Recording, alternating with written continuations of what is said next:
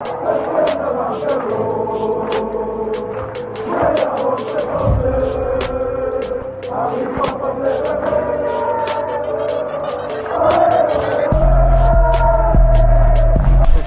out to Kop-Ish. Shout out to Kopish, guys. All the good work the up. two legends, Emil Heskey, Howard Gill. Can't get much better than that, guys. Yeah. You know what to do now. Like, comment, subscribe. I'm with legends, guys. Kop-Ish. We need a players what we need. Hey. Good evening, lovely people. Hope you're well. Welcome back to another Monday live show. As always, when we get behind the mic, please make sure you subscribe, comment, and like. Drift, bro. First and foremost, big up to you and Matt for sorting out Friday shows and that. Yeah, man. Bit of a chaotic day. The weekend, we both expected something to happen. We spoke on Saturday. We were like, yeah, something breaks tonight. I'll cover this, you'll cover that. Then we were like, okay, on Sunday, something happens, you'll cover that, I'll cover this, we'll sort something out.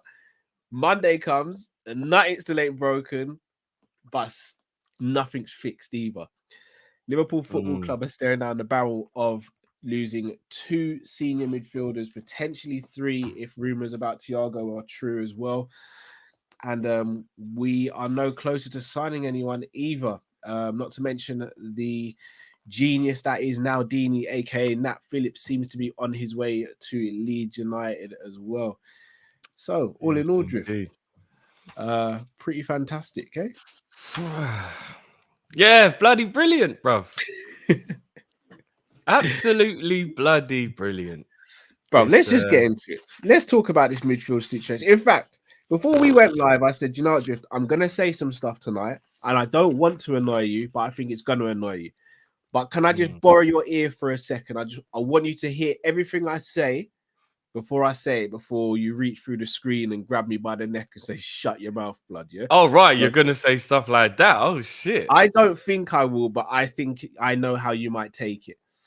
I watched your show with man like Matt and on Friday, and the news was still fresh. Call me crazy. I am not that worried about losing Henderson and Fabinho in the same summer. Okay. I'll explain. Stuff you said to me offline, basically. I know where this conversation's going now. Yeah, go on. Yeah. No, I'm safe now. Yeah. Hey, babe, yeah, call off the swap. Call off swap. Yeah, He's I know. Good tonight. He's good tonight. I know. This is all right. Yeah. So the reason why I think Fabinho should have been sold this summer, regardless. I would have kept Henderson for another year, but I just think it's moving things forward a year. I think the issue that has happened from these 2 players saying they want to leave is not necessarily the 2 players, it's the lack of planning from the past few years. Had Naby and Ox and even Milner, I'll say, gone last summer and we'd replaced them with 2 midfielders, I don't think we're sitting here today worried about a situation. So that's the first thing. I know on paper we've lost 5 midfielders effectively if Fabinho and Henderson go. But I'll also be honest with you. In my eyes, we've lost 2.5 midfielders. And the reason I say that, Ox was virtually null and void last season. Naby, I'm not even going to shade him, but has broken down already for Werder Bremen. Oh, has he? Yeah, he has. Yeah, he's injured for Werder Bremen. Milner was a player that would come off the bench and feature now and again from the start. And then Henderson and Fab were the mainstays in the team. We've already brought in McAllister and Szoboszlai. In my eyes, McAllister was the player who rotates with Thiago and Jones. Szoboszlai, in my eyes, is the player that replaces Henderson on the right-hand side. We always needed a DM. So this is where I'm going to go, where I don't think you expected the conversation to go. And shout out to Jamie Phillips. I was speaking to Jamie Phillips earlier. Make sure you go and check out Jamie's channel. I think we may only need 1 midfielder. Hear me out. Hear me out. I didn't know hay fever affected your thought process, bro. I thought it just gave man like runny eyes and blocked nose and. What are you saying? All the antibiotics and stuff were just taking its toll on me. Yeah, Yeah, bro. I didn't know. I didn't know it was messing up my thought process. I've got to write this out as I say this. Okay. If Fabinho and Henderson go, these are our current options. So currently, defensive midfield is just Bichetic, right? Yeah. Left-hand side, you've got Mac, you've got Thiago, and you've got Jones. I think everyone would agree left-hand side of midfield, we're good, right? Yeah. Right-hand side of midfield, you've got Sabos. I'm going to put Trent there. So you're cheating, basically. Hear me out. I'm going to put Trent there. And I'm going to put Elliot as well. Okay. But I still think Trent can do a job at right back as well, providing we still get someone. So I'm going to come back to that. But you will agree, we have 3 players for the right, 3 players for the left. I can't believe I'm being called negative right now. How am I being called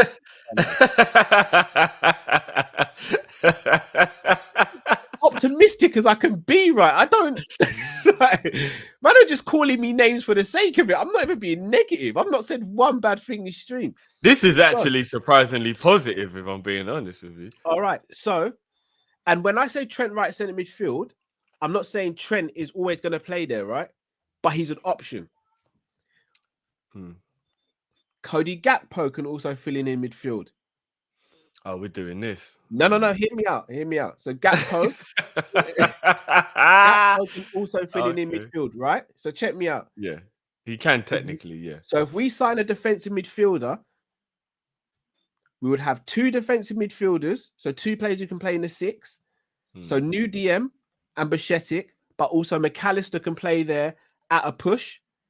Or we can switch to a double pivot, right? Man is saying I'm FSG now. Hodgson vibes, raw. Let me cook, people. Mac playing DM is stretching it. I let you put Gakpo in the 8, bro. But now you're putting Mac in the DM role, bro. Just hear me out, Drift, bro. When you're cooking rice and peas, bro, the peas go in the pot first. They soak, they boil. You add the coconut water. You add in the spring onion. It looks a mess. You add in the rice, it looks mad. but when it boils down, how does it look and how does it taste, Drift? It looks and tastes immaculate, right? So just hear me out. But right now, your peas have only been soaking for like 10 minutes and you're already ready to cook. I know. The peas have been soaked. I didn't even wash the peas. They're just in the pot right now. Yeah, bro. They're rock hard right now. This is, yeah. Man, I'm saying Callum Sports group now, you know. So I think if we were to go out and sign 2 midfielders, basically what I'm saying is I would want 2 midfielders, but I think need and want are 2 different things. So hear me out. If we signed a 1 DM, McAllister became our 3rd choice 6, then I think we have enough in midfield. And the reason I say that, how many teams in the league have 9 centre midfielders? I think the reason why Liverpool fans, and myself included, have always gone, I want 9 centre midfielders, is because over the last 5 years, only 3 of our midfielders have been robust. So we've always thought if you have 9, you cover all bases. But really and truly, you don't need 9 centre midfielders.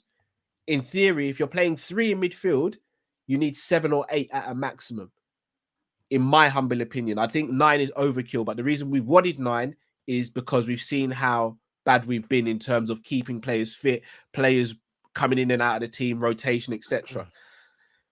Also, if we were to sign 1 DM, 1 centre back, 1 right back, and 1 right winger, I think we have as good a squad as we can potentially have. And that for me would cover all bases personally. So I would shift from getting 2 midfielders and a centre back to getting 1 midfielder, a centre back, a right back, and a right winger. Drift. All right. I know, and again, I just want to be clear. I know Trent's not always going to play in midfield, but he's someone who can be there. I know McAllister's not always going to play as a 6, but he's the 3rd choice behind the new DM and Bichetic. I don't think I think we could survive. Again, I'm not saying we win the league. That's one thing I will make clear. We're not winning the league. Not next season anyway. I think it can happen though. Man said the diet is affecting me. I can't win. I just want people to listen to what I've said. That I don't think what I've said is crazy. You might disagree, which is fine, but I don't think what I'm saying is crazy. No, it ain't crazy. But the reason why I disagree on a few points that you made is, I mean, McAllister playing the DM is proper a stretch. No, Drift, don't do that. I said third choice, bro. No, I know, but even third choice DM is a stretch, bro. Of like trying to make this seem like it will be a good idea. We've all lauded him for his versatility, right? We've all said, yeah. But if he's gonna play, if he's playing DM, it'll be in a pivot with another DM who's more defensive minded than him. That's perfect. But if he's there by himself, that ain't gonna work, bro. That ain't gonna work, and that's why the way we play or the way we think we're gonna play, that'll be the situation a lot.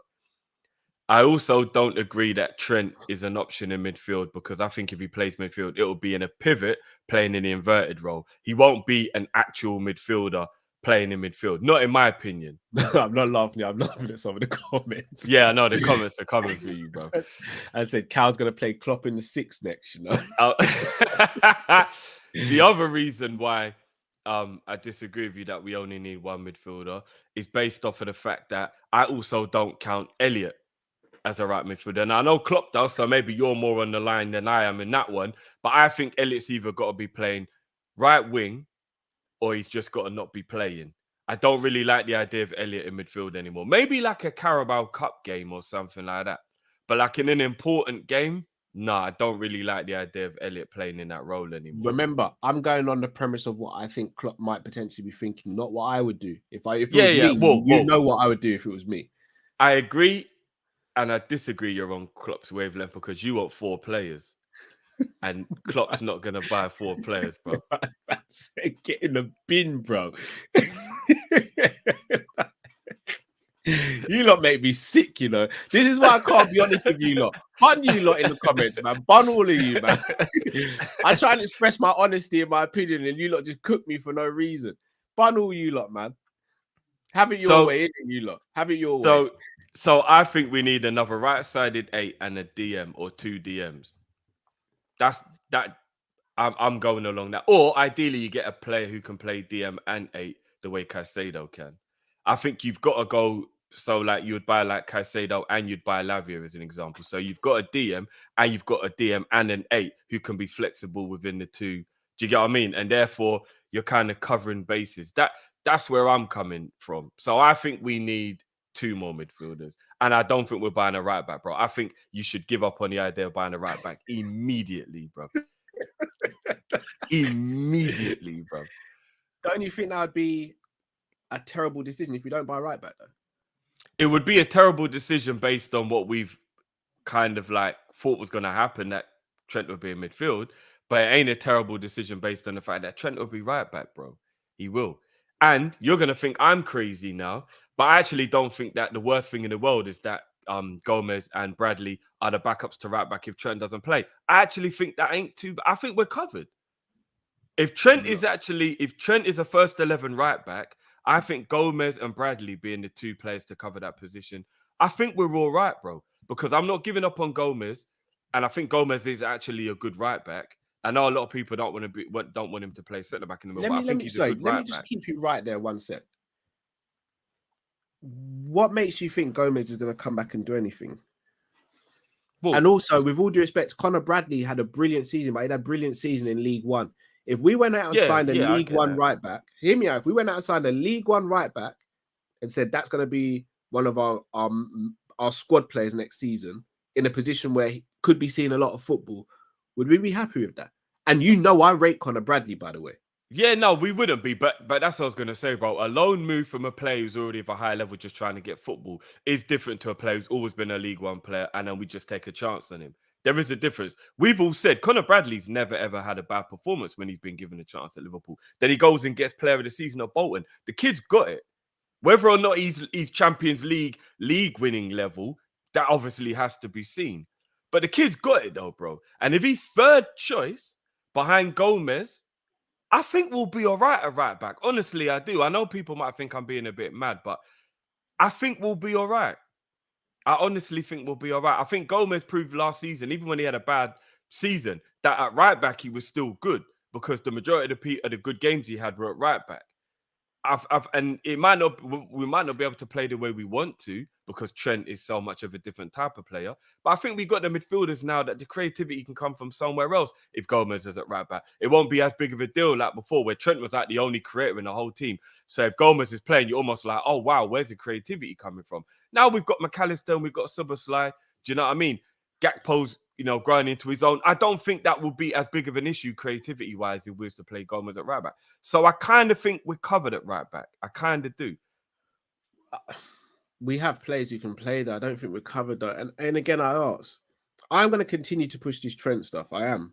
Call me shameless, call me whatever. Bro, he's not playing in midfield permanently, bro. But why though? If you've seen his body language with both positions. We've seen him play at right back. We've seen him play in the invert, and we've also seen him play midfield for England. If he's happy there, if he prefers playing there, if arguably right now in his career he's better to be playing there, why don't we do it? Because, Cal, and the same reason why I think we did it before. If you play the inverted role for the majority of the games, because as I said, no disrespect to the rest of the opposition, but if we get our shit together properly, the only clubs where we truly have to look at the opposition and go, right, we've really got to kind of think about what they're doing in order to make sure we can get the win here. It's Chelsea, arguably, possibly Tottenham, Arsenal, Man United, Man City. I'm not even going to put Newcastle in there till I see what they do. Those are the teams where if you're playing those teams, you go, right, we might have to have a strategy for this game because this team is good, etc., etc., etc. But for the other 15 or so games in the season, I think we can do what we want. And if it's not working during game, then you change. So I think playing the inverted role, Cal, gives you an extra weapon on the field. That means that you've got more weaponry going into the fight. If we play Trent right side 8 and drop Szoboszlai, for example, so Trent can play in that role, when you have a right back, unless you've got a Hakimi or a Dani Alves or Philip Lahm, one of those right backs who's on the level of a Trent, you've just got a right back now, bro. But you've sacrificed a midfielder in terms of if Trent is at right back with that weaponry and Szoboszlai is playing, you've got 2 bits of weaponry. So it's almost like, what is the point in taking away that extra bit of weaponry that we can have by Trent being an inverted right back? And if we're getting cooked or it's not looking too good defensively, then you can maybe think, all right, now let's maybe go a bit more defense-minded and you can put either Trent in midfield and then bring someone off, or you just bring Trent off. But for the majority of the games that will dominate, I don't get the point in sacrificing an extra weapon on the pitch when we don't have to. Do you know what I mean? 3 centre-backs controlling while he goes into the pivot. It's an extra weapon, bro. And he's harder to mark from that role. If he's in the 8, he's easier to get at. When he's in that deep line playmaker role in the pivot, bro, you don't really know how to get to him. And then his passing is just cutting you to pieces. And if people come to get him, he can slip the ball into McAllister and Szoboszlai now, who are proper 8s in there now, and they can go do their thing. And the midfield has been bypassed because they've come to press Trent. Bro, it's a weapon that's going to light up the league this year, bro. Trust me, he don't need to play 8. He just invert him, bro, and we'll be fine. I'm telling you, bro. Everything you say, I hear that. Let me present a counter argument to that. By Trent playing inverted, it leaves more space on that side. It means it puts more onus on Ibu to cover 2 positions, a centre-back and right-back. Ibu is injury-prone already. Us putting that pressure on Ibu means that he becomes more integral to the system than needs be. If he picks up an injury, in my opinion, we don't have another centre-back that can do the role that would be needed to be done. It also, in my opinion, yes, it puts pressure. Yes, it unlocks Trent as another weapon. But at the same time, it also hinders him to an extent as well, because he still will have to do defensive work that he wouldn't have to do in midfield. So, yes, we unleash an attacking weapon, but defensively, I think it makes us way more susceptible to counterattacks and teams getting around the back of us. Not only that, it means from a creative standpoint on the left-hand side, I think we suffer a little bit because it's putting all the onus on Diaz as well. And then on top of that, I think you look at the defense, especially with how we are right now. I don't know if we have enough defenders to do the inverted system and be comfortable over a long spell of the season. So you look at that as well, in coupling that with the midfield situation. I think regardless, we need at least one midfielder, whether we do the inverted or not. But to do the inverted for a whole season, I know people say, look, City did it and was successful. City did it in a different way. And also the fact that other teams have done it and other teams have started to work it out a little better. Teams we were playing towards the back end of the season were starting to work out as well. It worries me. It really does worry me because I hear you. I've seen it too many times where where attackers will square up Trent, they'll get past him, and they're onto Ibu or they're onto Van Dijk, etc. I want a right back who takes that onus off Ibu and off Trent. And with that right back coming in, it would allow Ibu to just do his job, and then allow Trent to do his job further up the field as well. And I think the beauty of Trent in midfield is that you could play a pivot, and I genuinely believe he could easily play in the number 8 role. Like I think it's really disingenuous. And look, I was part of this. I think it's really disingenuous for us to sit here and say he can't play the 8. And again, not throwing shade, but I've seen players like Xhaka, I've seen players like Henderson, I've seen other players play the 8 who aren't as gifted as him technically, who aren't blessed with the talent he's got. But now he's saying he can't play the 8 because he's not going to get as much space. Well, he'll just move the game quicker because he's got that range. He's got that know-how. We've seen him in areas in midfield plenty of times over the last 18 months, and not once has he looked uneasy or unsure about what he's doing. So the narrative for me is a bit weird that he can't play in midfield.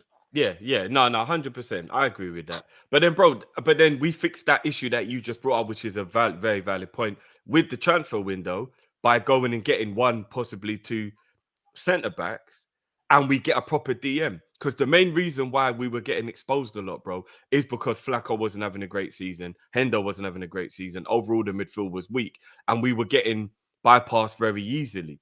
If we bring in a proper DM and now we've got McAllister and Szoboszlai in midfield, it won't be as easy to expose our right back position.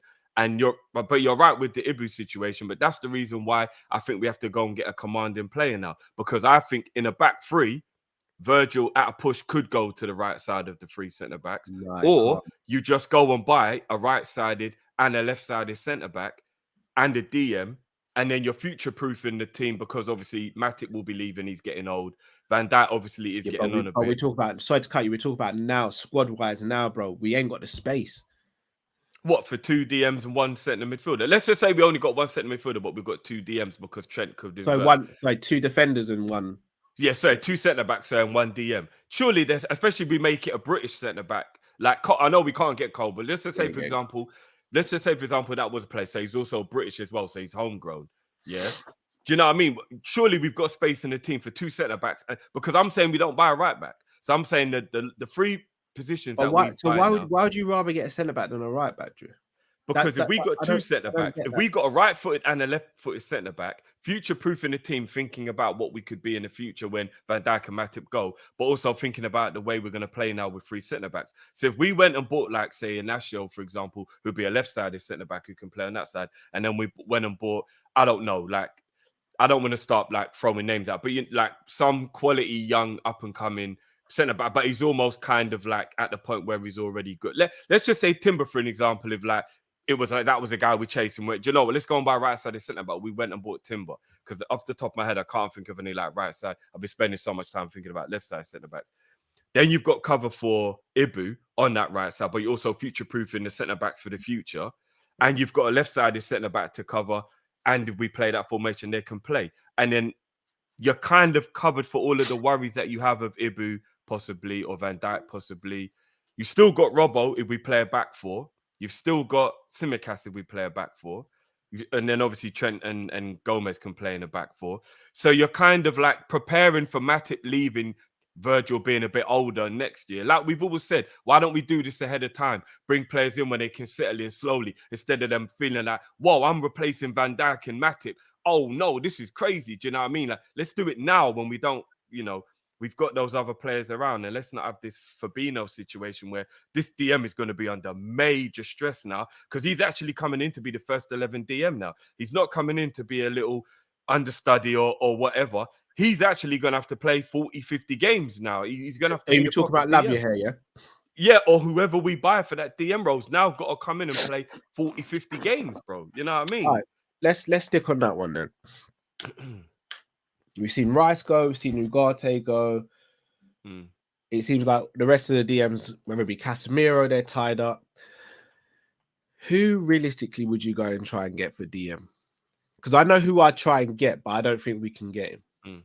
And I got a shout out to Monts from Big Six Bands. It is Palhinha. I've all the names at it's at funny. a team It's that funny. It's funny you say that because he's only one in it. Yeah, I think halfway through the season we spoke very highly of him at the time, but obviously, you know, we're doing a lot of DM watching at that time because Flacco was having a bad season and whatnot. At 27/28 years old, which is around what Paulinho is, I think the money that is being asked is to. I think it might be to put people off. I think Fulham know they've got a gem and they're maybe trying to put people off, but even if. Yeah, even if you bring that price down to like 50, I don't think Liverpool would go that high for a 28-year-old.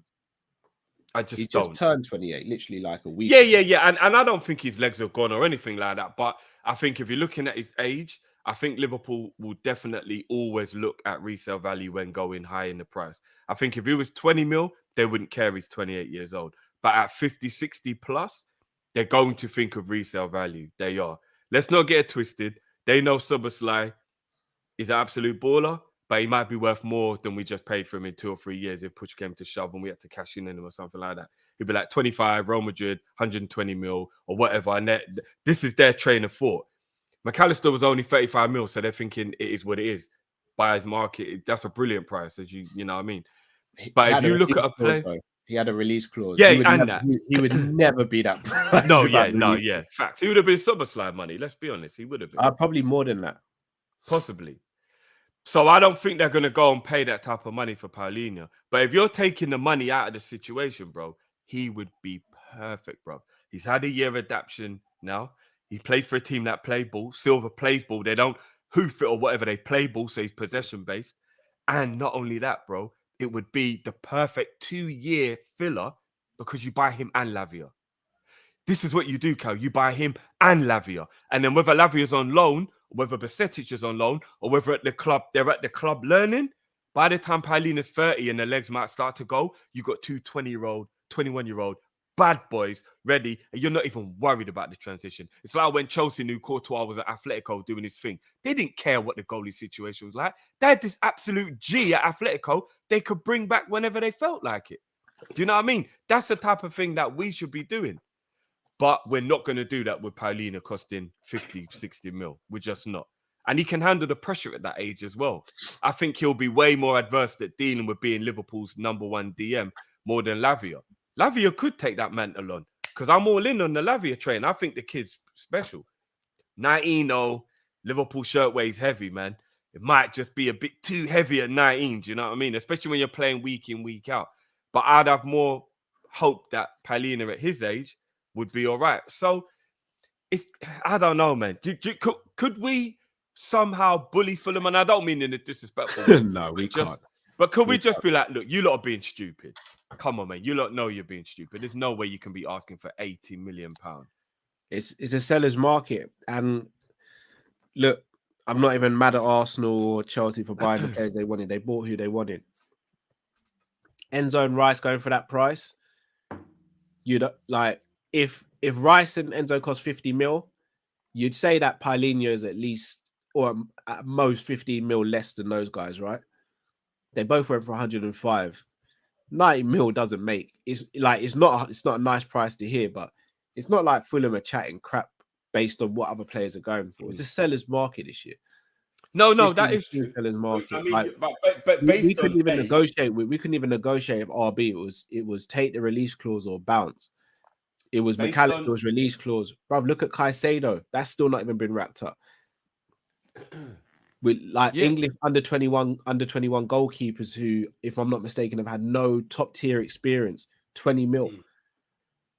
All right, so let me. We're talking about that, and look, Paulinho's new to the Premier League, but Paulinho's been doing it for Sporting. Like he does it for Portugal. He's a full-fledged international. He's played European football and he's had a Premier League experience. 28. I think this is where we're a bit brainwashed as Liverpool fans, personally. But at 28, it's not ideal, but I don't think it's crazy for Fulham to sit there and go, he's worth 90 mil to us. It's for us to go, No, right, I get that. we're not going to pay that, but that what we are going to do is going to go and get this person or that person. No, I mean, look, again, all right. Big up Kojo, because me and Kojo was talking the other day. Big up Kojo. And I know I'm in his bad books, innit? I'm in his bad books. He's put me... No, we didn't discuss anyone else. Yeah. He's put me on to a Mexican who plays for Ajax. Edson Alvarez. I'm not gonna lie, the kid looks good, bro. I'm not fully convinced by him personally. But if we're looking at the price now, if we're looking at like, you know, our market, what we can afford, would that be a better option now at good age? 25, good age. We don't know what we can and can't afford though, Drift. Yeah. Like I'm gonna be, you know, again, I'm gonna say this with a caveat. I want FSG gone. I think they're cheapskates, and I think they've held us back as a club, but we technically don't know what the budget is, because again, any player that Klopp's wanted recently, we've kind of been able to get, like, unless the players rejected us. Well, that ain't happening then, is it? Yeah, there you go. Another one bites the dust. Tyler Morton ain't looking too bad now, is he? Yeah, I don't think we're sitting there and look. Klopp wanted Nunes, he got Nunes. He wanted Tchouaméni. Tchouaméni chose Real Madrid. He wanted Gakpo, he got Gakpo. He wanted to wait for Konate, he got Konate. He wanted Szoboszlai, he got Szoboszlai. I can't sit here and be like, we're broke. I don't know if we're broke. I just don't know if any of the players that are available really move Klopp. And I'll be honest, as of right now in the window, no one's really moving me from an availability defensive midfielder standpoint. No one is moving me. We're throwing out names, but no one moves me who I know we can get. Look, if Tchouaméni was out there, Drift, and it was common knowledge that Tchouaméni wanted to leave Real Madrid, then that's the one, innit? You go and move mountains for that kid, innit? But let's be real, Drift. We can throw names out for the rest of the evening. Amrabat, just good. Lavia, just good at the moment. Alvarez, just good. Now, no one, I don't believe, can name me a midfielder right now that we both go, that's the one, you know, that's the one. Thuram, we don't know. Well, not for the price. That's the problem. Not for what we're not for what we're. No, because I would say Paulinho and Caicedo. I'd go, that's the one. I would. But we know they're unrealistic. We know they're unrealistic. Only because we're tight. But they're not unrealistic based on anything other than our pocket being. All right, so I speak for Paulinho. I think there's a thin line between being tight and being unambitious. I am sitting there saying I don't care about money like that, but I'd find it very weird for us spending 90 mil on Paulinho. He's not a 90 mil. Oh no, not that much. Yeah, Caicedo, we can have that argument, bro. 100%. Let's say looks like he wants Chelsea, bro. Yeah, but that's because he's got to make it out like that while nobody's concrete interested. If we become concrete interested, his tune will change, bro. But bro, how many times have we sat here and gone laughing at Man United, laughing at other clubs because they've tried to come in for players that we've spoken to and they didn't have a chance? I hear that. I say they might just want Chelsea, bro. They've got a lineage of good defensive midfielders that he might look up to and midfielders that he might look up to. He might just want Chelsea. In the same way, anyone could have activated Szoboszlai's release clause. Man's got Gerrard tattooed on his arm. He loves Klopp. Who's taking Szoboszlai from Liverpool? No, I hear that. Maybe you're right. Maybe, but I mean, Caicedo, the way he was talking about Arsenal, I do think he's somebody who's like he'll go to any of the good teams. I don't think he's got like a real like mindset or loyalty. I just think like, right, if it's a big team and it can make my career better, then I'm in. I mean, I just looked on Transfer Market because I think that's a real good way to kind of like judge what a player's actual like price is before you get the stupid inflation that goes on top. And they're rating Paulinho around 40 million. So like that's like his market value. So if we could get him for 50, as like we're paying a bit more, but like obviously like 50. So you don't think that Lavish 50 mil, bro. You don't think there's a world where if Paulinho talks to Fulham as well and says, look, like, please don't stand in my way. This is a very big opportunity for me. Like, I want to move 55 at least. How many fingers am I holding up, Drift? I mean, 4 is. That's how many years he's got left on his contract. Oh, okay. Yeah, 4. If their valuation is 90 mil and we going with 50 mil, West Ham have just had a bid of 45 rejected. Let's say we go with 50 mil. There's a 40 mil disparity there, bro. No, 55. Let's go 55 then. Still 35 mil, bro. But I think they've gone with the 80 or the 90 because they know it's so crazy people might not try. But they know they're not going to be able to get that much for him. I think they're smart enough to know they can't get 90 mil for him. So in their eyes, it's right. We either get 80 or 90 mil or we keep him. But you've got, I mean, I don't even want to be horrible here because, you know, and Jack will kill me for this. Fulham can't really afford to have a player who knew he might go Liverpool and now can't, in terms of like, it will like make him annoyed with the club. Like, they can reject the West Ham bid and he'll be like, well, I prefer to be at Fulham. But if Liverpool come calling, the conversation becomes a bit different, bro. They can't just do the whole shut up and play.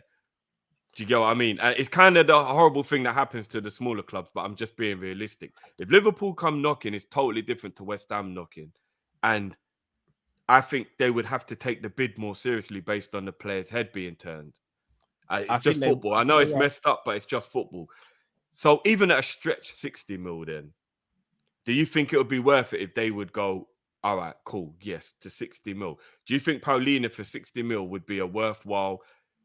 I mean, it wouldn't be worth the money in terms of the sell-on value, but what it would be worth to the club right now, would you go for that?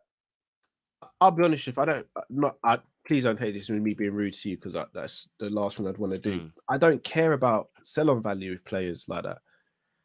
I think this notion has again come from us being brainwashed as fans. Like, when did we? I don't care about. When did we ever go back in the day and when we'd sign a player, be like, "Why we're signing Collymore?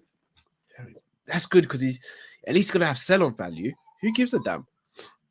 No, but what I mean is, in terms of the club wanting to do it and the way we are budgeted, would you be okay with 60 mil going on Paulinho, knowing we have a small budget? So I don't know how much room that would leave to go and improve the rest of the squad. That's what I mean. I would. Would you be all right with that? Yeah. I think 60 mil is fair in this market, but Fulham don't have to sell.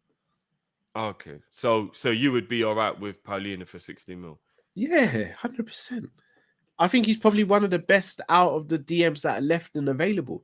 We all know it should have been Ugarte. But again, this is my problem that I've had with the club. And I've made no secret about it. This summer, a starting DM should have been a priority. So if we had gone out on the 1st of June or 1st of July and secured an Ugarte, and then Fabinho came and went, oh, you know what, guys, this Saudi deal's looking nice. I'm going to go for it. We're not sitting here going, oh, bloody hell, what we're going to do. We're sitting there going, you know what, cool, we've got Bichetic, so we're not crazy, but let's see if we can maybe pick up a stopgap player maybe. Someone like Amrabat who may only cost a 25 mil because then you're covering yourself if anything happens to Ugarte or he doesn't adapt quick and you still got Bichetic who's come back from injury. But we neglected that position. We sat there and acted as though Fabinho just had a little graze on his knee when in fact the signs were there for all to see that he wasn't the same player and we couldn't rely on him for this season. We have constantly done this. We are in the situation we're in now because of years of neglect. This isn't just from this summer. Yeah. So when we're talking about a rebuild and all this, the reason a rebuild's happening all at once now is because we've left everything to happen at once. We've never been proactive. Even now, we're not being proactive. We're reacting. I think this one's a little different because we didn't know that the Saudi clubs Henderson's a reaction. Fabinho shouldn't be a reaction. We should have brought in a top DM, and if Fabinho turned around and said he wanted to leave, we would have gone, all right, cool, we've already got one. But like I said, I think it was a good choice to give Flacco another go. But just with someone like Lavia in the wings, that if it goes wrong, you've got that player there. That was the perfect plan, and I was all for that. Lavia comes in, Flacco starts. If Flacco still ain't performing well, Lavia can come and take the mantle and learn from Flacco. I thought that was the ideal scenario, and I was totally fine with it, bro. It's not the perfect plan. The perfect plan would to be going, you always go and try and upgrade on what you've got in the team. Yeah, but Lavia is an upgrade. He's just young, so the inexperience. We've sat here and said we don't know if Lavia starts and walks in ahead of Fabinho. You've already said that Lavia would be there if Fabinho doesn't show signs of improvement. I want to go out and get someone for the first year. I want to go out and get someone. Even if Fabinho improves, we go, well, boy, Flacco. In an ideal world, but we don't move like that. No, Klopp didn't move like that. Well, the club don't really move like that because we don't pay the type of price that gets you that guy, and that's the problem right now. 50 mil. No, but I don't. Maybe you didn't like fit what Klopp wanted. I don't know why, but because apparently we wanted him, but we messed about or something. Something we did something. But is that true? Is that a real? Because I've heard conflicting reports that might not have been a real thing. Is it true that we did piss them off or something like? Apparently so, yeah. I mean, if it's a release clause, what can they do about it anyway, though, bro? Yeah, even if we got on their nerves, they can't do nothing. We didn't activate the release clause. We were trying to go around and do structured payments and all that. But then that means there's got to be something to it, because if you look at McAllister and Silverslide and we did activate it, maybe there was something about Ugarte that they weren't really sure about. 35, that's not big money. That's not big money for a release clause for us. And Szoboszlai was funded by loans. Before anyone loses it as well, Arsenal are doing the same thing. No one's moaning about Arsenal doing it. So let's keep the same energy here, because I ain't heard one. Apparently, it's an extremely normal thing if you want to pay a release clause to take a bank loan, and it's instead of playing the club, you just play the bank. Apparently, that happens all the time with release clauses. Right. So yeah, nobody can go in at the club for doing that. But look, I don't know, bro. I mean, some of the other names that are getting branded around. I don't know if I'm about to ruin what your next point will be, but. Now go for it, bro. All right. So I'm hearing Captain Phillips, right, is someone that we're looking at. Now, let me stop you right there. The only Phillips I want to see in my centre midfield would be Nat. If it ain't Nat, I don't want to hear it. Now, if we lived in a world, Cal, where our midfield was drippy and we were sitting there and I was like, Cal, oh my days. Liverpool have just paid, I don't know, they paid 65 mil for Pellegrini. They've just done it. They're like, it is what it is. Like, they're just going for it. Oh my days, the next day, bro, Thuram, he's having his medical, bro. Oh my days, it's happening. Hey, we're moving. And then Calvin Phillips out of nowhere was like a homegrown backup choice of like, just to bolster the squad. I'd be like, you know what? I kind of see the method to the madness. I hope you get moved to how I got moved to in the first 10 minutes of the show, bro. I kind of see the method to the madness. He's coming in. He's filling the homegrown quota. He's going to be a proper like backup choice. But you know what? If he can get his fitness sorted out, which is a massive issue, I get the method to the madness. He's like a utility player now for the homegrown team. Boom. All right, cool. I kind of get where you're going. Bro, if we go and buy him as the actual Flacco replacement, I'm going to flip the table on this whole fucking shit, bro. And I'm going to lose the plot. So we spent 4 years nursing Naby and Ox for you to bring in a player who is going to be the exact same thing. And not only that, he is a Man City leftovers. Nah, bro. If this talk is true, that we are looking to bring Phillips in as the actual replacement to Flacco, I am going to lose it. I'm actually going to lose it. If we brought in Phillips to be the replacement for Bashetic or Tyler Morton, I'm going to lose it. He should be nowhere near our club. What are we doing here? And you know what's scaring me? The homegrown thing being a real issue within our squad. That's the part that worries me, bro. Well, now you said that, Drift. That's the part that worries me, because it's going to make him 50% more attractive to the club than it would if he was Spanish or Italian, or do you know what I mean? The fact that he's British and he's homegrown is making him more attractive to the club than he would be otherwise. And I am proper worried that we are realistically looking at this guy to come in and be our DM. I'm going to flip the table if he is actually who we go and buy, bro. I'm not joking.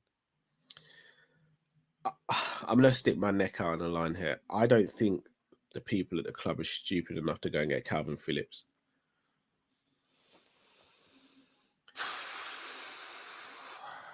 I don't think they are. I hope you're right, bro. Whether it be for starting, whether it be for backup, it makes zero sense. In fact, if we did go and get Calvin Phillips from Man City, we paid them money to go and get him, I would start to believe that we're in some sort of syndicate. I'd really worry, and I'd think, yeah, it's just a matter of time before we're included in those charges. Man City, because it makes zero sense. As you said, he's 28, injury prone. We've seen what he did at Arrival, unfit. 2 years of poor, terrible fitness. More than 2 years. More than 2 years. No, I would say the year before that he was good. No drift. Arts KG, bro. It's been more than 2 years. He misses a good chunk of the season virtually every season. If it's more than that, then like, bro, bro. But you've led me down the path, Drift.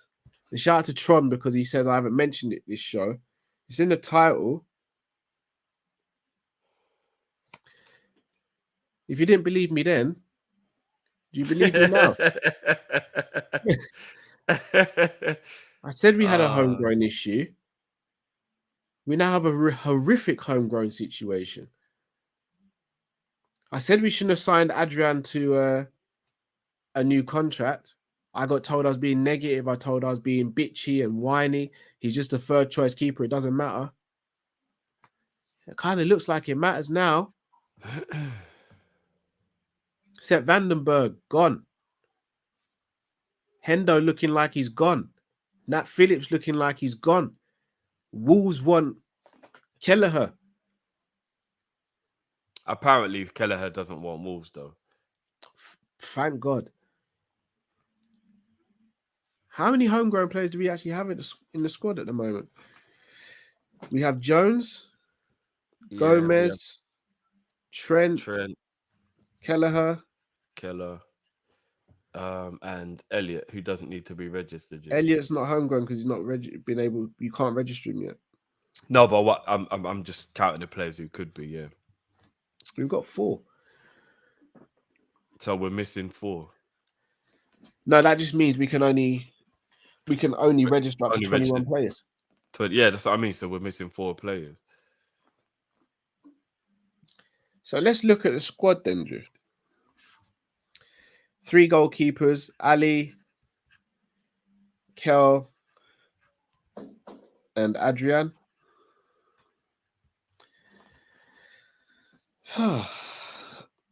Bashek's not homegrown yet, guys. Right back, Trent, Gomez. Well, here's the thing. Straight away, you don't have to register Bradley. Yeah. Bradley's spare. But he's you do have to register Konate, Matip, Virgil, and then whoever. Well, we haven't brought anyone else yet, so we'll just leave that spare. Robbo and Simicas. Bashek doesn't have to be registered. We have no replacement for Hendo or Flacco yet. So Bozolai and Elliot, you don't have to register. You do have to register Mac, Thiago, Jones. You have to register Salah, Jota and Nunes, Diaz and Gakpo. So that, if my maths is correct, is 1, 2, 3, 4, 5, 6, 7, 8, 9, 10, 11, 12, 13, 14, 15, 16, 17, 18, 19. We have 2 spaces. 2 spaces for non-homegrown or for homegrown. Yeah, and Robbo's not homegrown either, guys. It's only English and Welsh players. And don't forget, Doak doesn't have to be registered, but he will. I think he'll play this season. Either. But he'll play this season. So what I'm saying is like that, because I think he'll play right wing in like maybe League Cup games or FA Cup games, maybe, or something like that. Typical of Liverpool. I think he's ready, you know, bro. Is he more ready than Moussa Diaby? He's looking like he might be moving to Villa. No, he's not, but he's already at the club and we've got to go and pay whatever 50, 60 mil for 50 Diaby. mil for Diaby, who secures us a future when Salah's off or Salah moves on. I'm not going to lie. If Diaby actually signs for Villa, I need to be with you when that's announced. Oh, no, it's best I'm by myself for that one. When I told you that was happening, I know you thought I was gassing. Yeah, I'd need to be by myself for that one in a very dark room with the highest concentrated apple juice going. I'm talking about this apple juice is thick. Full cloudy apple juice, yeah. Say again. Cloudy apple juice. Cloudy, bro. Looking like the apple juice has been smoking. Cloudy. Yeah, no, a lot of people are saying about this Saudi thing. I don't necessarily know if that's true, but yeah, I'm not gonna lie, that changes the game. If they manage to get a player like Diaby to go over there, it changes the game because that guy's got potential to be one of the best in Europe. So we're talking about a whole new thing now. Yeah, I hear you. So, given what we just said, we need a centre back, we need 2 centre midfielders, and in my opinion, we still need a right back. Which out of the 2 positions are you getting, Drift? Because we only have 2 spare spaces. Unless we bring in someone who doesn't need to be registered. Yeah, so I think it'll be less of a risk to buy 2 centre backs and 1 DM, and know that Trent will be playing DM in a pivot. So I would probably want to go all in on the DM and pay whatever it's going to take to have a starting lineup level DM. I'll say Paulinho because I think he would be the best suited. So I'd go all in 65 mil, something like that, an amount that will tempt them to say yes. Then I want to live in a dream where Colwell's a reality, but obviously it's not. No. Although apparently we might get reported for talking to him.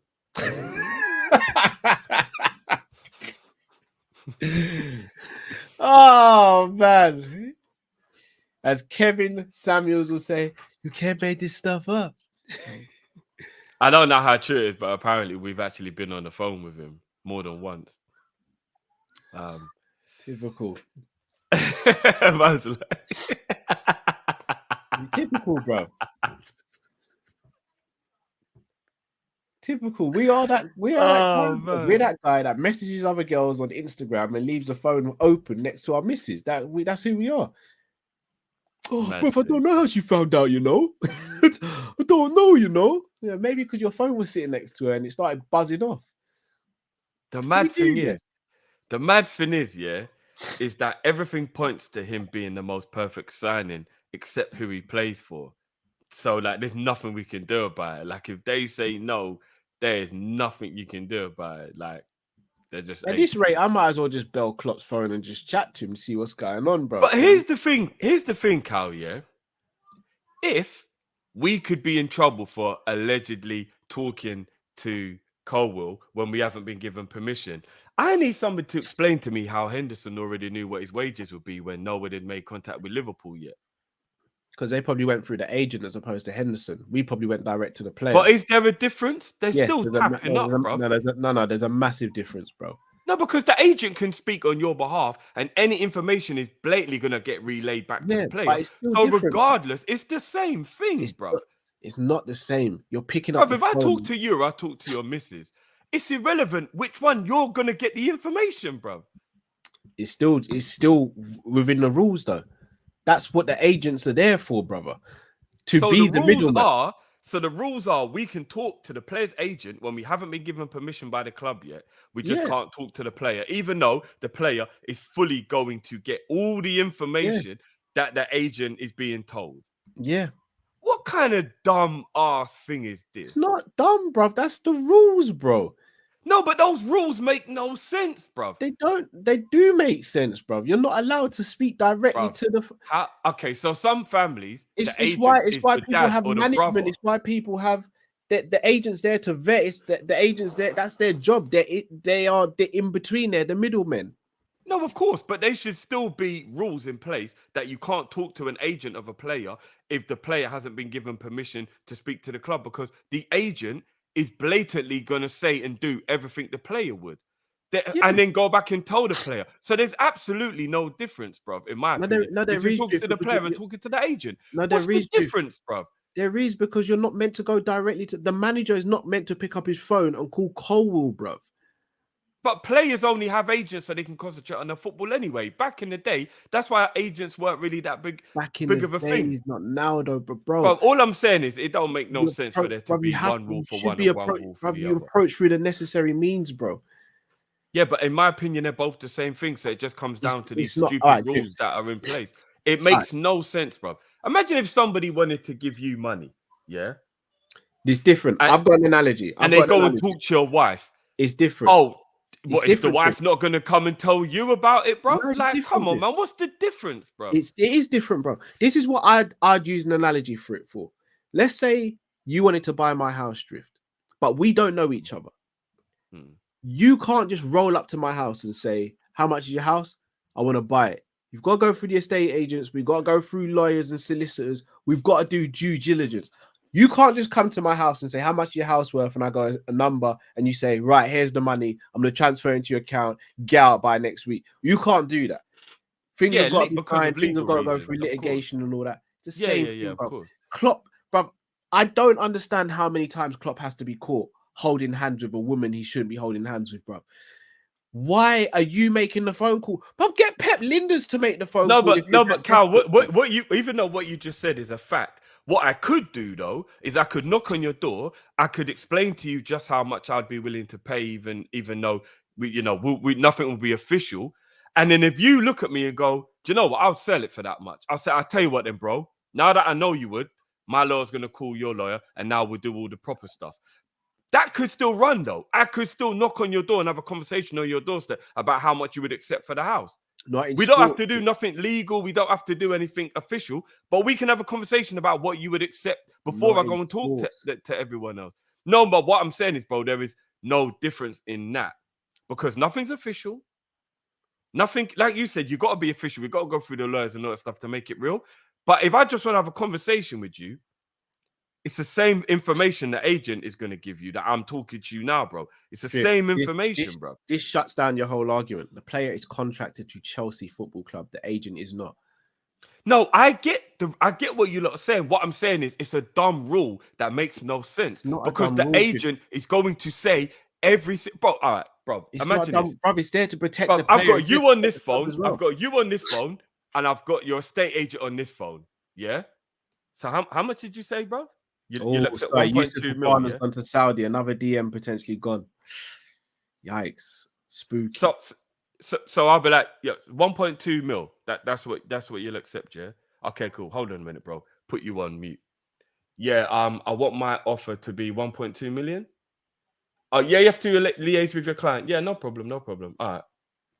Yeah. The estate agent is gonna give you a call. The lawyer's gonna give you a call. Wait for the call. Cool. Like, it's the same shit, bro. Not, bro. Klopp should not be speaking direct. Bro, if we heard... No, I get that. What I'm saying is an agent being allowed to talk is the same thing technically. It's just some weird rule that, like, they think it makes a difference. You could be in the same room with the agent. What are they saying? Like, Colwell could literally be with his... What are they saying? I told them this. So what's the difference, bro? Because the agent's the one speaking, because the player is contracted to the club. But the agent shouldn't be allowed to talk to the club until the club have said, yes, we're willing to listen. That's the agent's job, bro. The agent's to vet. Bruv. The agent's there to vet, bro, but to make sure everything's being done. It's still the agent still shouldn't be allowed to talk to a club until the club have said, yes, it's okay. Because he's going to say everything the player will say. He's going to relay all the information back to. It's all the same shit, bro. Because players aren't going to be savvy to the information or everything or the ins and outs of their contracts or this, that, and the other as the agents will. There's a reason there's agents, bro. Of course they will, bro. The agent will tell them it all. So Look, why? All right, I so just think this is a dumbass. Why don't players just go rogue and no one has not? Why is it players have agents then? If no one, the main reason players have agents is because A, they don't know the legal side of things, and B, it's easier to get someone to do it for you. There it is, bro. But what I'm saying is, it still shouldn't make a difference in terms of the rules. The rules should state that an agent isn't allowed to talk to a team the same way a player can't if that agent represents that player, unless the team have said it's okay and they're willing to listen to offers. Because every single thing the agent is going to say is just the same thing the player would say, because the agent does what the player says. There are very few agents in this world who operate without permission or being told what to do by the player. You work for the player. They still have to vet, bro. They still have to do their job is to vet. All right, yeah, but they shouldn't be allowed to vet until the club have said. Say for example, it's a dumb rule in my opinion. It's say for example, you are who you are in the YouTube space, yeah, Drift. If you said to me, Cal, can you work for me as an agent, bro? You might get hundreds of offers, but I'm not going to show you hundreds of offers. I'm only going to show you the ones that are viable to you. I'm not going to show you the offers that say we'll give you £1 up front and we'll give you £100 anytime you sign someone up to a pyramid scheme. Am I? Because I know I'm going to be like, well, just of course. So I'm talking about concrete offers. I'm not talking about like grapevine stuff. I'm talking about if a club really wants a player and they've asked Chelsea if they can have him for a certain amount, and Chelsea say no. At that point of no, an agent shouldn't be allowed to still keep talking to that club that's made the offer when every single thing they're saying and doing is going to be the player's going to be telling them to do it. It's literally the same thing. They're just a middleman. It's like talking to God through the pastor. I can still talk to God without the pastor. Yeah, but the pastor might make it easier, bro. No, but it's still the same message being relayed. Whether I say a prayer to God myself or whether I talk to my pastor and we pray together, God still hear my message, bro. I don't need the pastor to talk to God. Do you get what I mean? An agent is like that kind of thing. It's like he's doing like the kind of legal stuff and the middle stuff, but really and truthfully, he's doing what I tell him to do. An agent works for the player, bro. You know that. An agent works for the player. Yeah. I just find it a silly rule that an agent can just go and get any information he wants from a club who want you and come and relay all of it. And you can go and tell them, we can have a conversation through this person. Literally, we're having a full conversation, player and team, but the agent's just a middle person. Yeah. But yet you can't talk to me straight. It's not this, bro. It's just a stupid rule, man. It's not a stupid rule, bro. It is a stupid rule, but anyway, I think it's actually a brilliant rule, bro, because you can manipulate players. You can tell a player one thing and then not do it, and then who has egg on their face? The player, like the agent's there to protect the player. No, agents are a good thing to have for players, but a team being allowed to talk to a player through an agent without permission is a stupid rule. Why should Klopp have this allowance that he's allowed to go and speak to a player? Why should he? No, he shouldn't be allowed to, but he also shouldn't be allowed to talk to the agent and say all the same things he would just say to the player. I think both are just the same. They're one in the two. Maybe I'm on my own, but I think they're one in the same, to be honest. But anyway, yeah. This is how business works, bro. You can't always go direct to the source until you've been vetted. Yeah, but football's not a normal business, is it? Even more so, you need to be vetted, bro. I think people are kind of missing the point I'm making, but it's all right. Let's just move on. Either way, if we get done for trying to tap up Colwell, we've got no one else to blame but ourselves.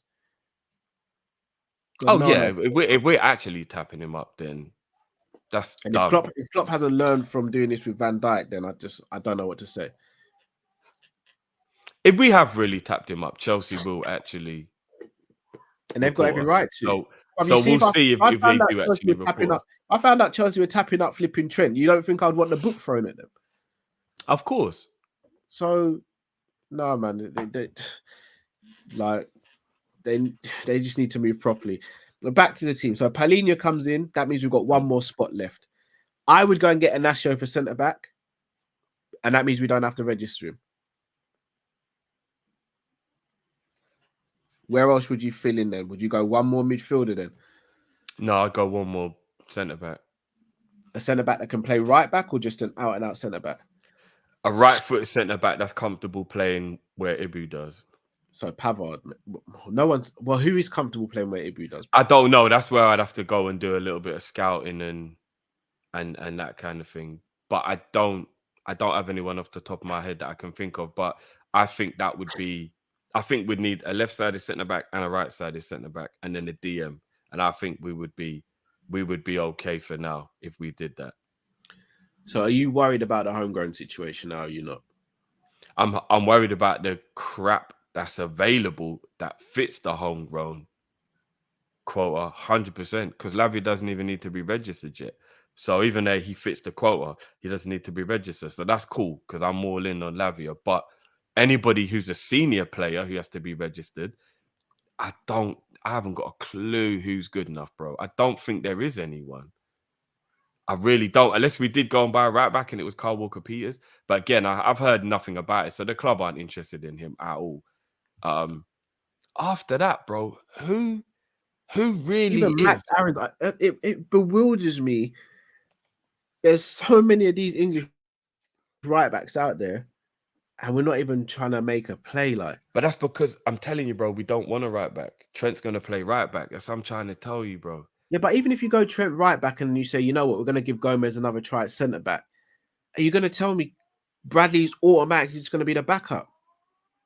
Well, if that was the case, then we'd need a right back. There's no bridge. If that was the case, then we'd need a right back. But a lot of people would be angry at that. So there'll still be a problem. Gomez still being at the club, but we kind of have no choice. Yeah, but I think those people are going too far. But the people who don't want him to play centre back anymore are slightly valid.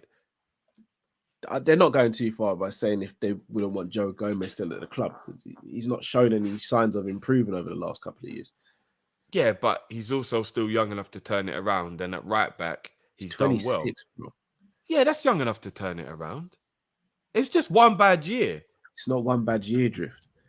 I think he's been good all the other years. The injuries have always been the issue with Gomez, not the performances. This is the first season when the performances have become an issue.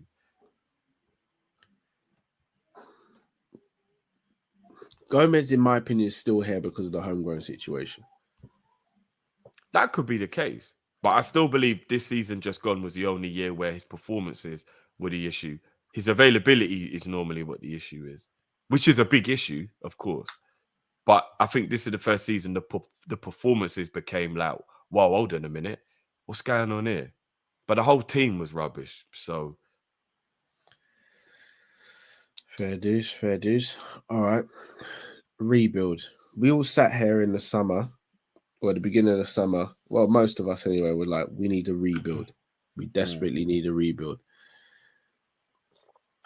How we are right now, 17th of July, preseason training started. We've got our first preseason game on Wednesday.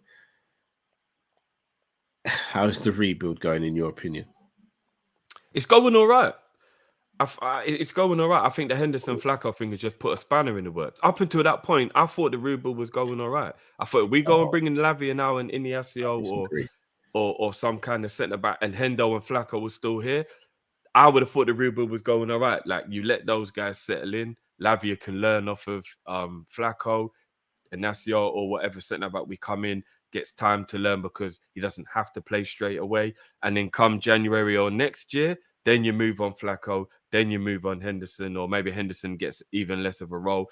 Lavia will already be a bit better. Besetic will be a bit better by that point. And then you just start to move in that way. Them two leaving, Flacco and Henderson leaving now, that's the part that's making me think, oh, hold on a minute here. It could go left because that wasn't supposed to happen. So that's what's thrown a little bit of a spanner in the works for me. So we've got to get on it now. We have to get on it now.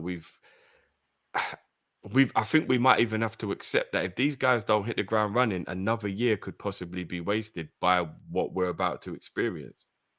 Because unless you bring in somebody like Casemiro, who's so well vetted, he will fit in straight away. The DM role is a very specific position within a Klopp system. And it's a worry that the player who comes in might not be ready to take that mantle up straight away. And therefore, we could have a couple of rocky performances in the next few months while that DM's trying to get used to playing that role. And that's the thing that worries me a little bit. I hear you. I actually don't think the rebuild's going great at the moment. I think partly because of that is because we're reacting as opposed to being proactive. So how did you feel before Flacco and Henderson were subject to Saudi Arabia? Pretty much the same, because there's other positions that I don't think we're going to address this summer that I think we should. I'll be honest with you. I don't even mean to sound well. You know, at this point, I'm not even going to caveat. If people want to call me negative, they can call me negative. Innit? I don't see us signing a centre back.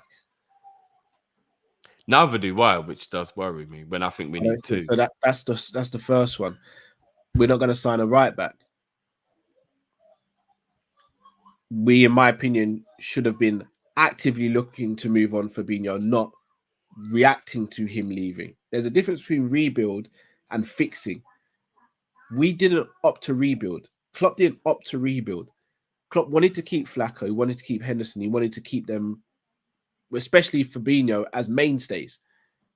That for me is a problem. He wanted to keep Milner. That's a problem.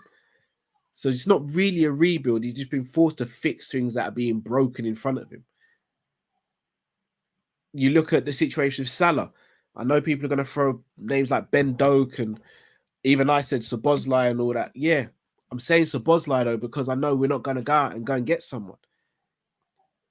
Salah's successor should have already been at the club, but should be coming in this summer. We ain't going to do that. So again, we're going to be in a situation where if Salah has a bad season or decides next season to go, what are we doing then? The whole world knows we're going to need a right winger.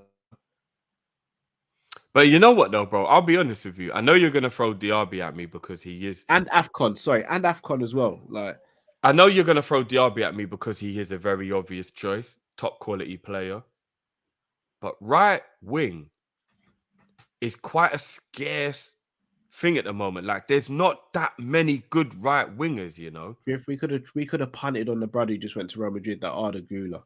I'm not even sitting there saying I know much about him or anything, but that's what we have scouts for, right? No, but I mean, we don't know that that's going to work. 18 mil, you're telling me we can't take punts at 18? Bro, Alan Varela's going to Porto. I put out a tweet about this yesterday. In a year's time, we're probably going to sit there and go, oh, we want Alan Varela, but, you know, he costs 110 mil now. Why aren't we taking these punts? If this is the way we're running our business, why are we making punts? Why aren't we taking chances and even going, you know, we're gonna buy this player now, we're gonna send them on loan to Porto, rather than saying, go on, Porto, you buy them. And then we'll come knocking in a year's time and you're gonna tell us it's 100 mil, we're gonna go, oh, we can't afford that. Like, I don't know why we don't do that. Maybe because we don't have the budget to do that. I don't know. Or maybe we're just not proactive as a club. Yeah, possibly. To always say it's the budget, bro. Hold on. To say we don't have... Sorry, Robbie's trying to climb into something that he shouldn't be trying to climb into. To say that we don't have the budget, bro. Of apple juice. Oi, before you have to look for a new home. Oi. I wish, man. I haven't even got any apple juice, bro. But to say we haven't got the budget drift again. No, you know what I mean though. Like, you see that 80 mil, like you're saying, yeah, it don't sound like a lot of money, but if it's 80 mil, it's not a lot of money. No, but if it's 80 mil taken away from the only 50 mil we have, it becomes a lot of money. That's the point I'm making. Like, do you get what I mean? Like, say we've got 50 mil to spend right now and we need to go and buy a DM. If you take a punt on a player who's going to be a backup or you're sending him a loan, 80 mil out of the 50 is a lot. So I still think the budget becomes an issue a lot whenever we talk about anything. Remember, I'm not saying we go and get all these players, you know. Like, it's impossible to do that. But we never do it. And because we've never got the budget. No, or we just don't believe in doing that. Well, we do it a few times. I think it's not the same because it's not abroad, but I think Elliot and Carvalho were an example of trying to do that, getting a young player for a cheap amount, hoping he'll become what the potential is. I think those are two examples when we did try and do it. No, I'm talking about players that you know have got talent from abroad drift, and you know they might not be ready to come into the first team yet, and then loaning them out straight away. And then you go, in a year's time, you go, maybe they're not ready for us. We'll send them out on loan again, or we could just sell them because they might not be the right type of profile for us and make a profit. We don't even do that, bro. No, Our that is true. transfer policy just seems to stink. Like, and I'm not even. I'm at a point now. I kind of don't care when people are going to turn around and go, "Oh, but we've got McAllister and Saboz's like, yeah, those should have been signed a year ago. We should have had 2 midfielders a year ago. We're just doing business now that we should have done a year or 2 years ago. We keep on chasing our tail. I still think it's because we just can't afford to do it. I just do. Or we just prioritizing wrong, bro. Like, you know, like you go into a supermarket and you see a new offer on something, you think, you know what? I'll give that a try. And that's how you find out whether things are nice, right?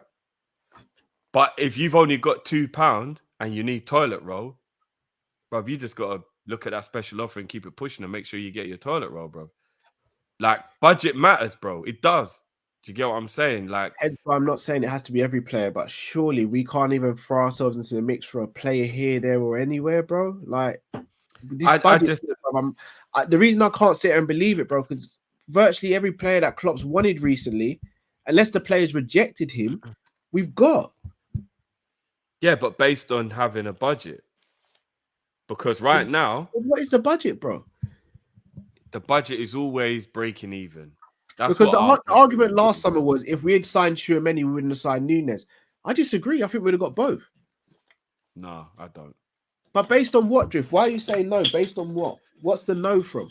Based on the fact that every year we always break even, and I would need to see a year where we don't to believe that the owners are finally willing to do something a bit different. All right, so Drift then. So last summer we didn't break even. We've signed Gakpo, signed McAllister, and we signed Szoboszlai. How are we going to break even, bro? Well, you say we haven't broke even, but it doesn't have to just be player sales. I mean, like, based on the fact that there's been prize money and things that have come into the club that somehow, where did they go? Like, I think all of these things have kind of balanced themselves out. Plus, we made 7 mil profit from prize money, bro. The accounts are there. No, not the year just gone. I mean, just in general. Like, if you go along the last, say, 3 or 4 years and you look at how much we spend and how much we make, we've always asked, how comes it seems that we've got more money coming in, or where's the money gone from the Nike deal or whatever. I think slowly things kind of just like work their way out. And maybe we might go a little bit over, but I don't think we go over enough where we can start going, yeah, we can pay 20 mil for that guy and send him on loan. Yeah, cool. Let's take the risk. I don't think the budget ever allows us to do that type of stuff. Like, if we spend money, it has to be money that's going straight into the team. That's why I don't think we do that kind of stuff. If you look at the type of teams that do that stuff, primarily it'll be teams like Dortmund, Benfica, Porto, Chelsea, teams like that. I think some of those clubs have to take that risk, like a Dortmund say, but they can't get involved. So they have to hope that their punt is right. And then a team like Chelsea, who've always had like rich owners, they can do that stuff, like take a punt on a player and then send him out alone because they've always got the budget for it. Because if you think about it, bro, Man United don't really do what you're saying. I know we only care about us, but Man United don't do what you're saying. Tottenham don't do what you're saying. Arsenal don't do what you're saying. What do we do about Tottenham and Chelsea? We laugh at their approach to transfers. We laugh at their approach. But what I'm saying is there's not many clubs who do what you're saying. Get a talent, hope he's going to be good, pay for him, send him out on loan. There's not many clubs that do that, bro. That's because Pep will usually buy the talent and just bring them straight into the team. Yeah, but Man U don't do it. Arsenal don't do it. Tottenham don't do it. Transfer policy's crap, bro. I'm not looking at No, but what I'm saying is there's way less teams that do that than do. So I don't think that's a normal thing around football. But the teams that do it seem to be the better ones at doing the transfer stuff. Man United's transfer policy has been absolutely atrocious since Fergie's left. Yeah, I hear that. But then again, teams like Dortmund and Benfica, they have to take risks because they can't financially compete anyway.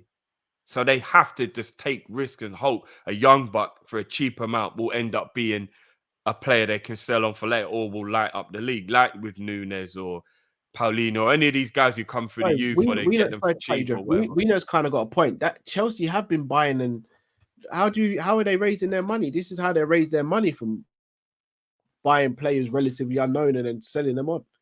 No, I'm saying, but I think Chelsea are one of the only money we paid. The money, shout out to Jamrock. The money we paid for a fee and wages for bloody Artemelo is less than what Brighton paid to get Caicedo in.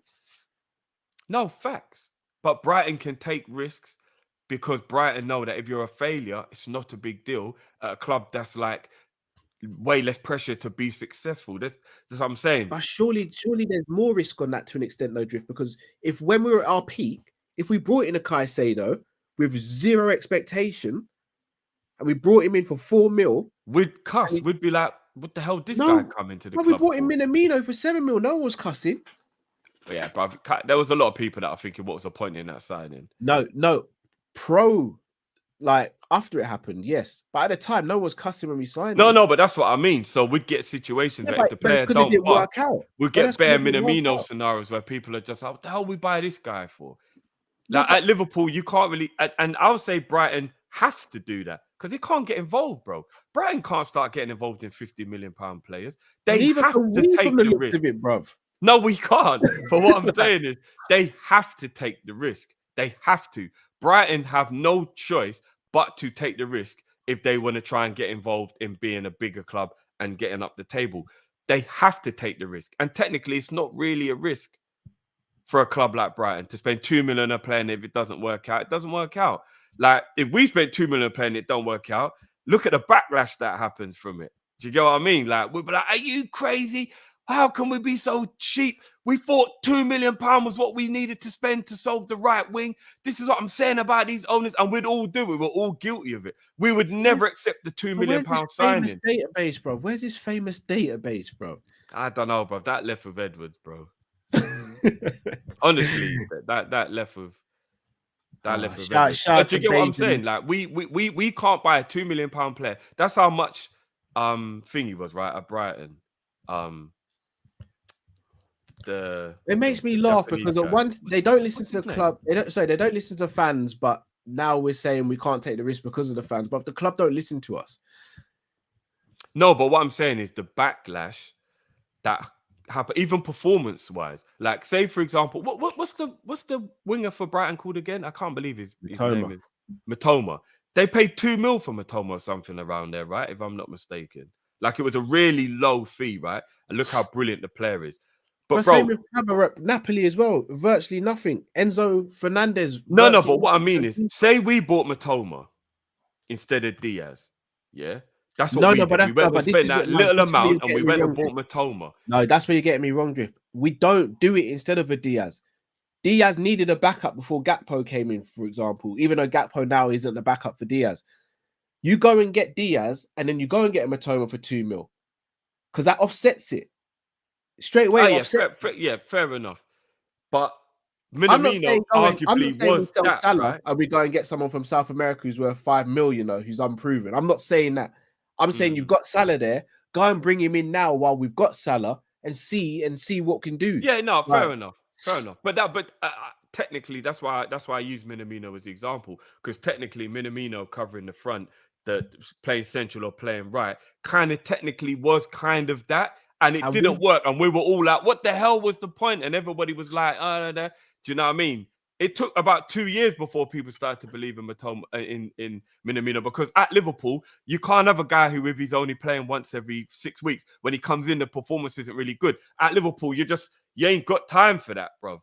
Do you know what I mean? Everybody was angry at that point. And that's what Mitoma would have been at Liverpool. Like, if Diaz was out and Mitoma came in and he weren't performing, everyone would be like, why have we got this £2 million backup, this cheap squad, the owners, Like, it kind of don't run the same when you're at Liverpool. Do you get what I mean? So, in theory, it sounds good, but this is what kills me, though, because we all put Klopp on his pedestal, and in my opinion, rightly so, for being able to improve players and get the best out of players and turn rough into diamonds. So where does it stop then? Because in my opinion, if we had signed someone as raw as Caicedo or Mitoma, I genuinely believe Klopp could have turned those players into the players we see now. Maybe it might have taken slightly longer because they might not be getting as regular game time. But no one can sit here and tell me Mitoma would, like, his talent's just going to go. Caicedo's talent's going to go. No, that's true. Although I do think a lot of these players develop to the level they do because they're playing week in, week out. I do think we always forget about that part. That's why Bellingham and Haaland went to Dortmund, because they knew they'd play. No, Like, agreed. do you get what I mean? Like, they wouldn't be the players they are now if they'd went to Man United, because they wouldn't have played straight away. And then, do you know what I mean? It might have not worked. So there's a lot of factors. And again, I'm doing the devil's advocate thing. I'm not disagreeing with you. I'm just putting the other side to it. No, even if you were disagreeing with me, yeah. your points are valid, Drift. Your points are valid. There's two sides to every story. Do you get what I mean in this situation? So yeah, it's a tough one, bro. It's a tough one. I hear you. Right, let's hit up some of these supers. If you haven't already, please, guys, over 1,000 of you in here, please do smash that like button. It'd be greatly appreciated. We're on the road to 30,000 subs. Let me see what we're actually sitting on as of right now. It should be interesting. We are currently sitting on 29,625 people. Not far away. Come on, please spread the word for us. Right. Kai Devlin, thank you very much for becoming a new member. Guys, if you want to become a member, click the link in the description on YouTube, or go onto YouTube and click that button that says join. Teke says, did you see Klopp praising Mac 10 today? I've not seen it, but I'm all ears for that stuff. Yeah. I'm all ears for that. I saw the link up between Mac and Sobo, though. Yeah. I'm all for that. Nice. Jay says Dom has been left centre midfield in training with Alexis right centre midfield. Remember what I said about where I play Szoboszlai? Yeah, you remember, Drew? Where did I say I'd play him? I don't even remember, honestly, bro. So I said I'd have a new DM, Szoboszlai left centre midfield and Trent right centre midfield. Okay. Certain man. I mean, Gakpo was never playing the 8 as well, and I was right about that. I don't think my flowers, bro. I don't think Sobo or Mac playing either side really is that big of a deal, really. Anyway, do you know what I mean? Like, no, because I think they are both capable of playing both. Like, I don't think it's that big of a deal because they're both more so Szoboszlai. I think Mac's better in the pivot or on the left hand side, similar to what Genie was like. Genie always was way better on the left than he was on the right. Yeah, but I still think Mac's fully capable of adopting to being on that right if need be. Like, I don't think it's the end of the world. Do you know what I mean? True. H says, Cal, can you repeat the last 5-minute segment? Just went deaf after you said we only need one. Whatever, H. Tom S says, just wondering why I'm not hearing Barella's name under consideration no more. Such a baller and more experienced than the proposed contenders. I don't think he wants to leave Inter, and Inter don't want to sell, bro. And you know what? Please, nobody get angry at me for saying this, but I don't really think with Mac and Sobo in the team, Barella's really a necessity anymore. The talent of the player would be beautiful, but like we're talking about necessity, he would play in either of those roles. So like there'd still be no DM, and we'd have another player who plays where the others play. Like, it'd be a bit stupid, wouldn't it? Forget that you love the player. He's a necessity. He's just DM's a necessity as well. We have various necessities. We just have to prioritize, and that's what annoys me about this club sometimes. I don't think he's a necessity now. We've got Sobo. I don't. Before we have Sobo, 100%. Now we have. I don't think it'll be a beautiful icing on the cake, cherry on top. But he's not I think he's a necessity. Anymore. I just don't think he's a priority. I don't think he's either, but fair enough. Oh, raw. I just thought it'd be an unnecessary headache. What, having too much quality in the squad's an unnecessary headache? No, no, having players who are going to get upset they're not playing. Sign me up for that headache, yeah? Do you know what that headache sounds like? Oh, man, I got too much money to spend. That's what that headache sounds like to me. Sign me up for that headache, bro. But your money sits there quietly, bro. Teke says, I'm down with Bradley being backup. He's special. I rate him. I can't say he's special yet. I think that's premature. And again, we these were the sort of things we were reading last season about Calvin Ramsey. The term special, I think we've got to be careful how we throw that term out, personally. Kai said, "Hi guys, I hope you guys are well. I finally managed to buy a membership. Really love your content so much. Keep up the great work." Thank you very much, Kai. Appreciate you, bro. Big up yourself. Big up. H says, "This angel's advocate doesn't suit you." Is that what we're calling it when you do the positive thing? Yeah. H says, "I'll whiz myself a little when I hear Joey after last." That says whiz, you know. That is something else, bro. Jan says, "We bought Robertson. Nobody thought he was good." Very true. Different. We're in a different phase of our situation at that time. But again, no drift. Not many people rate Kyle Walker-Peters that high, but we'd be over the moon if we signed him. Yeah, that's true. So, Jan also says Florentino Lewis from Benfica, good player. Again, he's the next of that crop. He's not top tier though. I'd love us to sign a top tier DM, but I just don't know if there's anyone out there apart from maybe a Paulinho. Cam J, Thiago at 6, not for me. Played at Bayern, won Champions League and man of the match. His best position, less running and dictating the play, and can defend like Alonso, Lavio's cover. Who said, I had this debate with, I think it was Chris Brack from LFC Data. Shout out Chris Brack. On the pitch, it looks like he's playing as a 6. But Alonso played his best football, just like Thiago, when they had someone who was a ball winner next to them.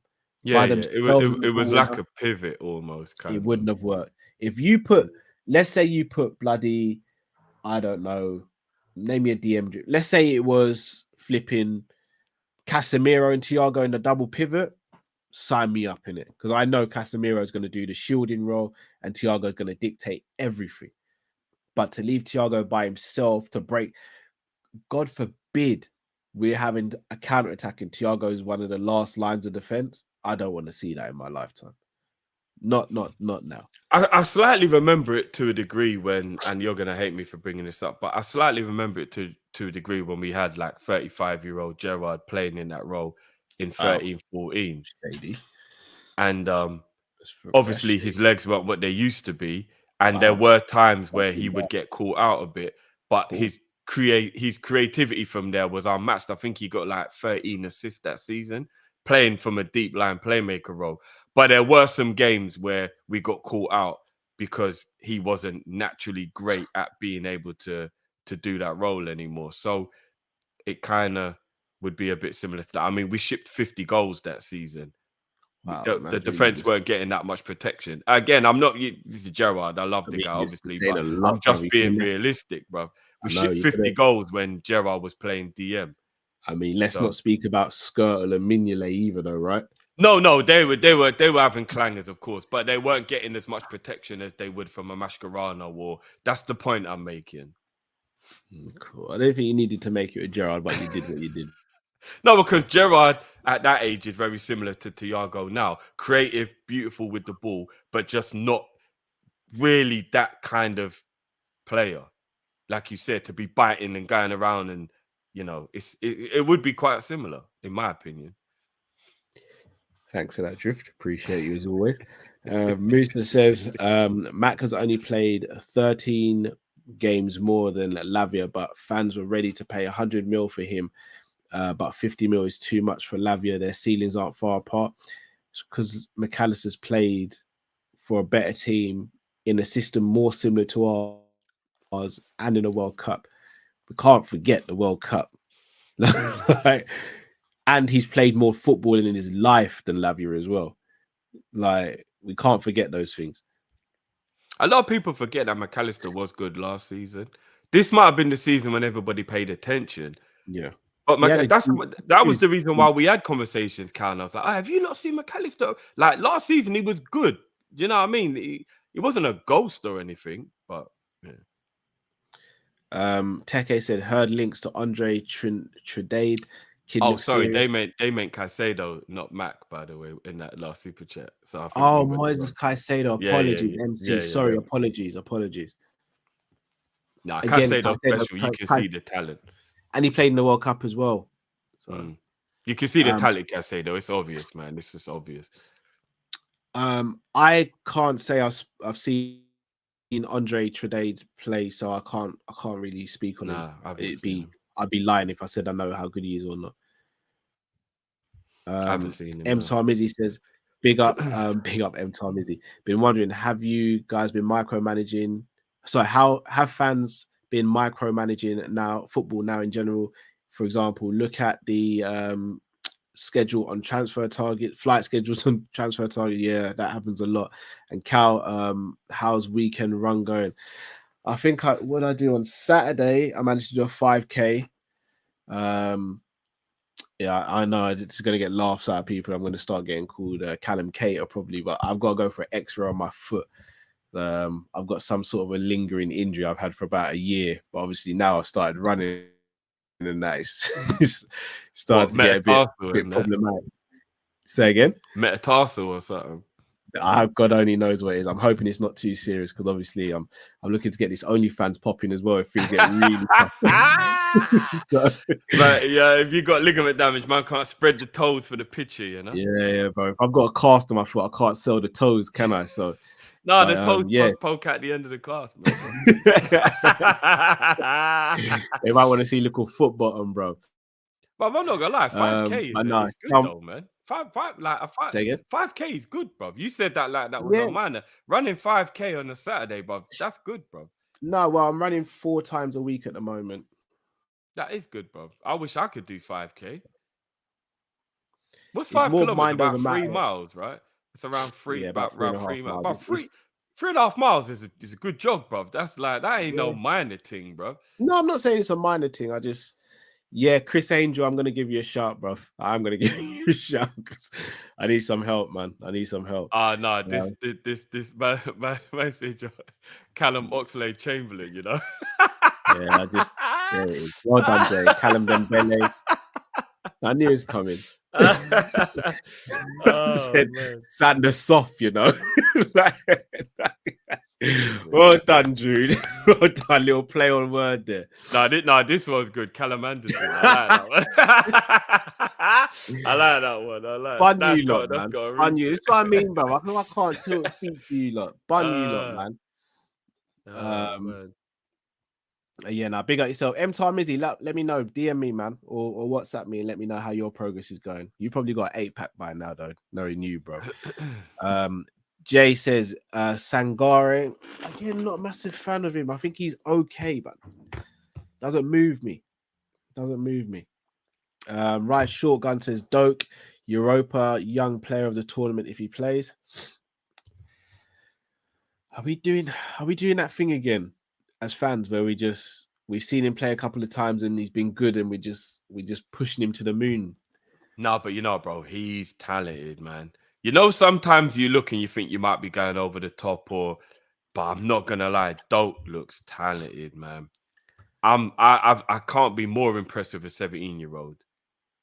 Like he looks good, man. I'm not gonna lie. Like I've got very high hopes for Doak. I really do. I actually think he might be the natural successor to Mo in about a year or two. In a year or two. I think that's how good this kid is, bro. Like honestly, like this kid is good, man.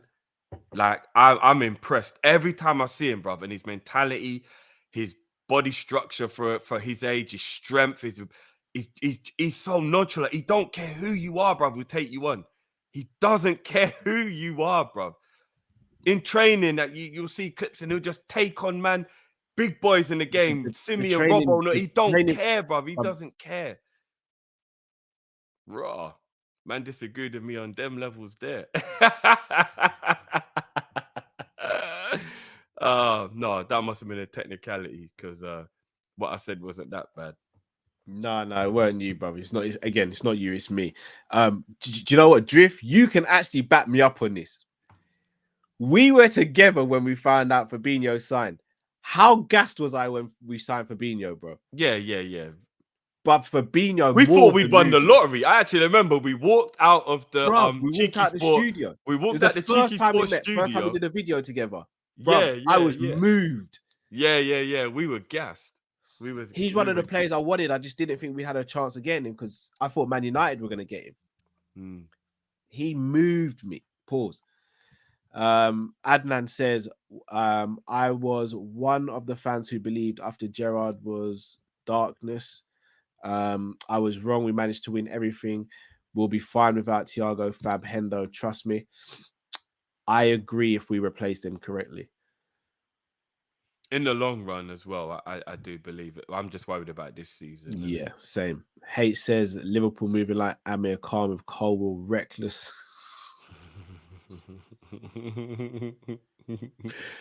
Oh. Composure.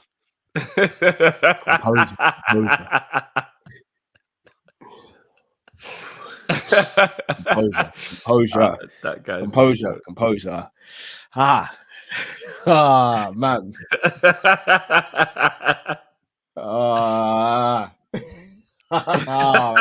Let it out, bro. Hate, man. Let it out, bro. Hate, bro. Flip's sake, hate, man.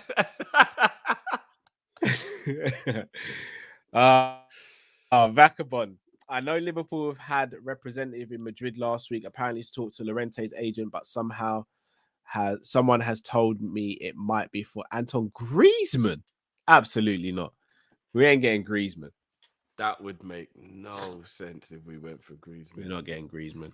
H says Joey is the Adrian of centre backs at this point. No, not that bad. No. H, come on, man. I know you're savage, but don't get that bad.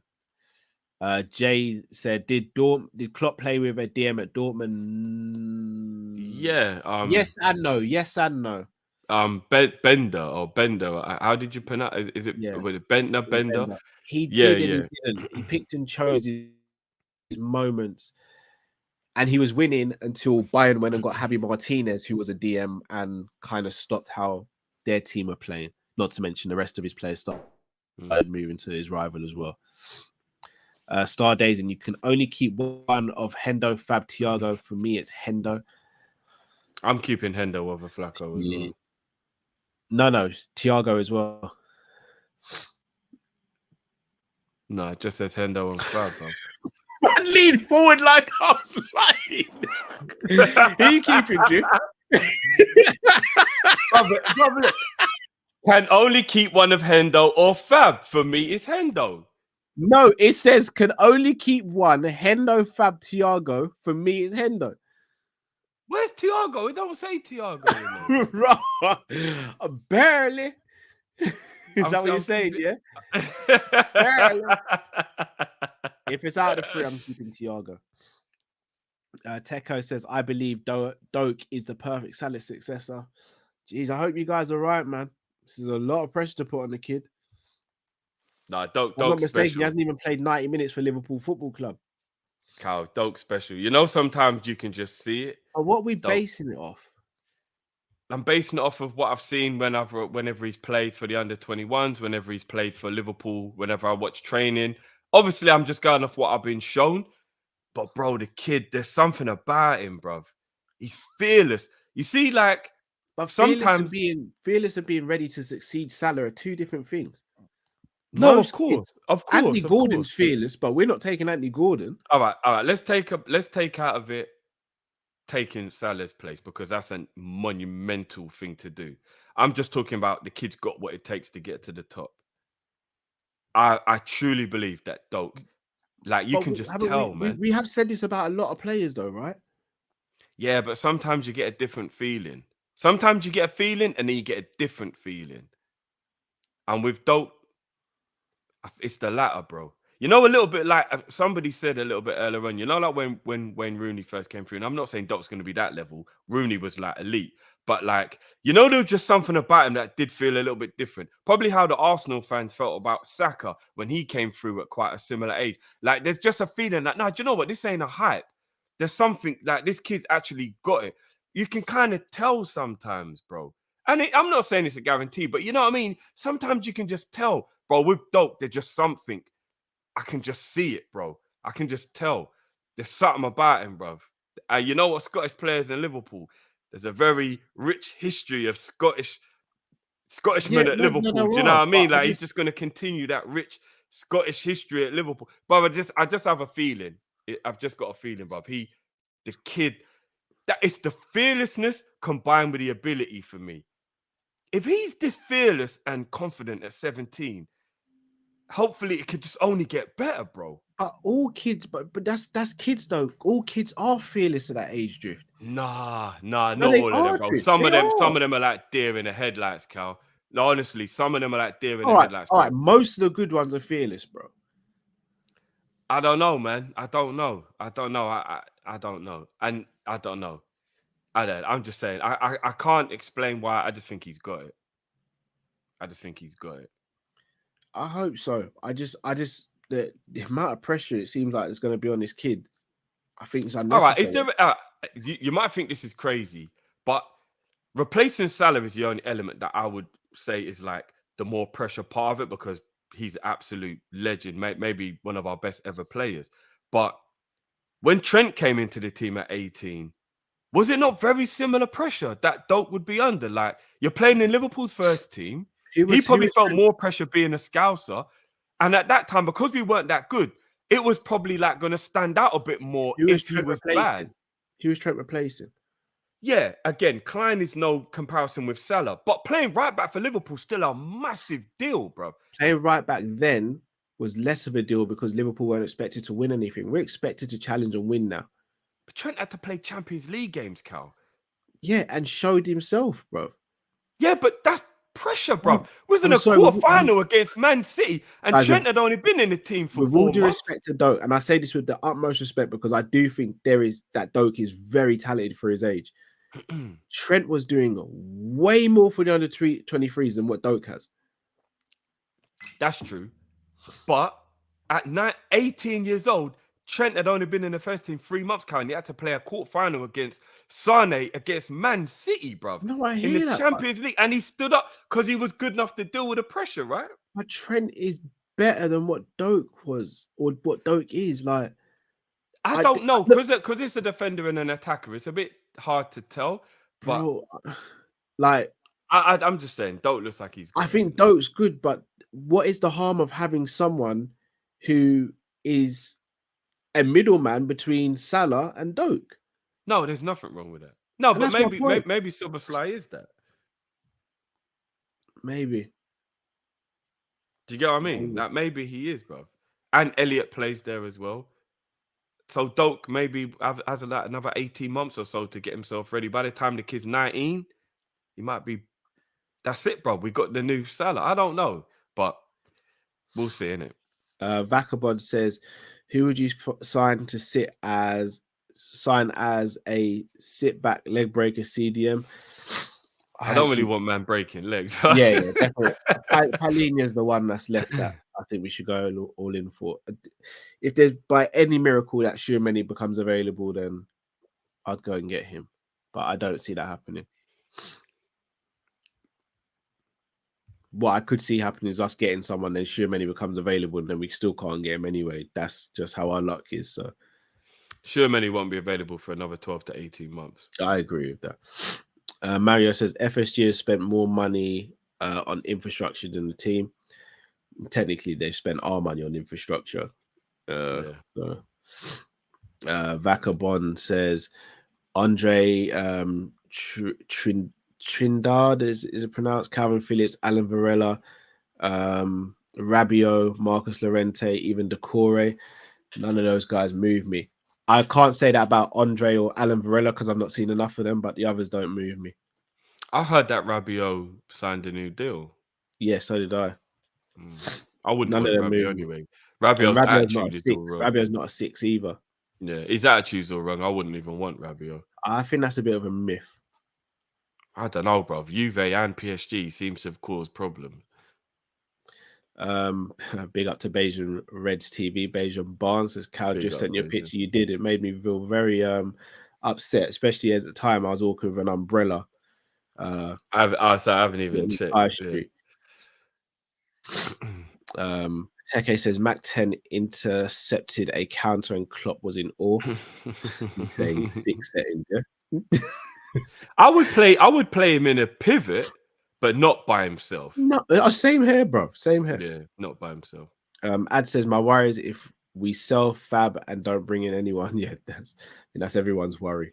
No, I'm not gonna lie. If we did that, I'd even start questioning Klopp. What about Kone? Oh, let's do it, bro. No, as in, would you play Kone in the 6? Yeah. Let's do it. I think he's capable. I told you, Kone and Kefram, I think both of way those, more capable than Thuram playing.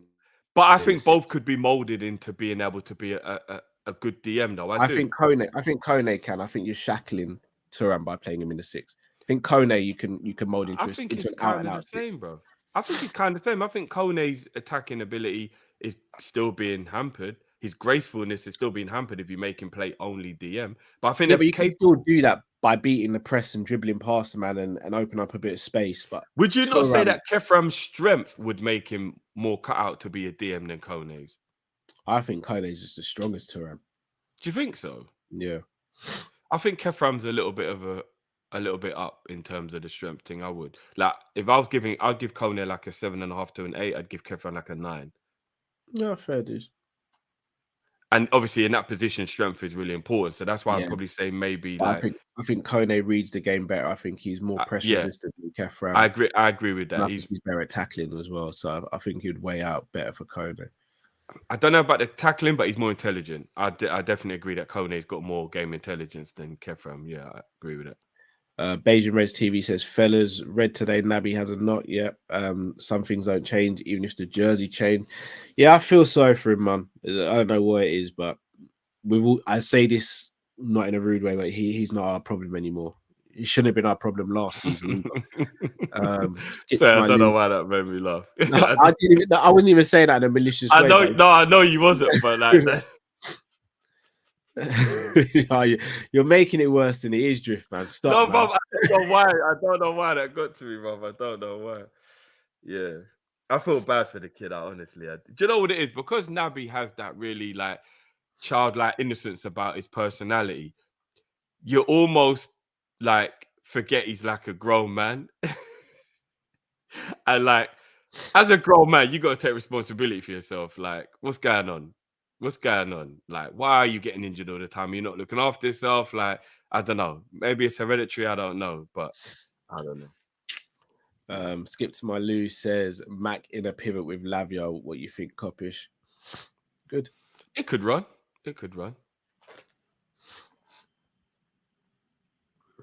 H says Cal with that Arthur and Naby DNA. Whatever, man. Callum Dembele from right, Jay. Oh, Callum Pogba, right, Jay. All right, Jay. I'll take it as a compliment because these are ballers, even though they're injury prone. These are ballers. That's why it's not meant as compliments, though, is it? Meant as compliments. Chris says speedy recovery, Cal. Thank you. The only person in the chat is he has some sympathy for my injury. Big up yourself, Chris, bro. It's nice to know someone's got a heart, bro. Got Achilles tendonitis from running and it hurts bad into month 2. I never judge a player Achilles injury again. It's probably one of the worst, if not the worst injury a player can get. Yeah. One of my good brethren snapped his Achilles and he said, there's nothing like it. There's just nothing like it. And the noise is apparently real as well. Yeah. You know that snap noise? Apparently. Oh, bruv. Oh, jeez. John Barnes was never the same. Yeah. If anyone doesn't know, Chris, back me up on this because I haven't fact-checked this for years, but your Achilles tendon runs all the way to your hamstring, right? So it runs from your ankle all the way to your hamstring, if I'm not mistaken. And if it snaps, the muscle just literally just like springs up all the way, and then it has to be pulled back down to be reattached. That's what I was told. Sorry for anyone. I can't even imagine the pain if that is true. Oh, man. Mad.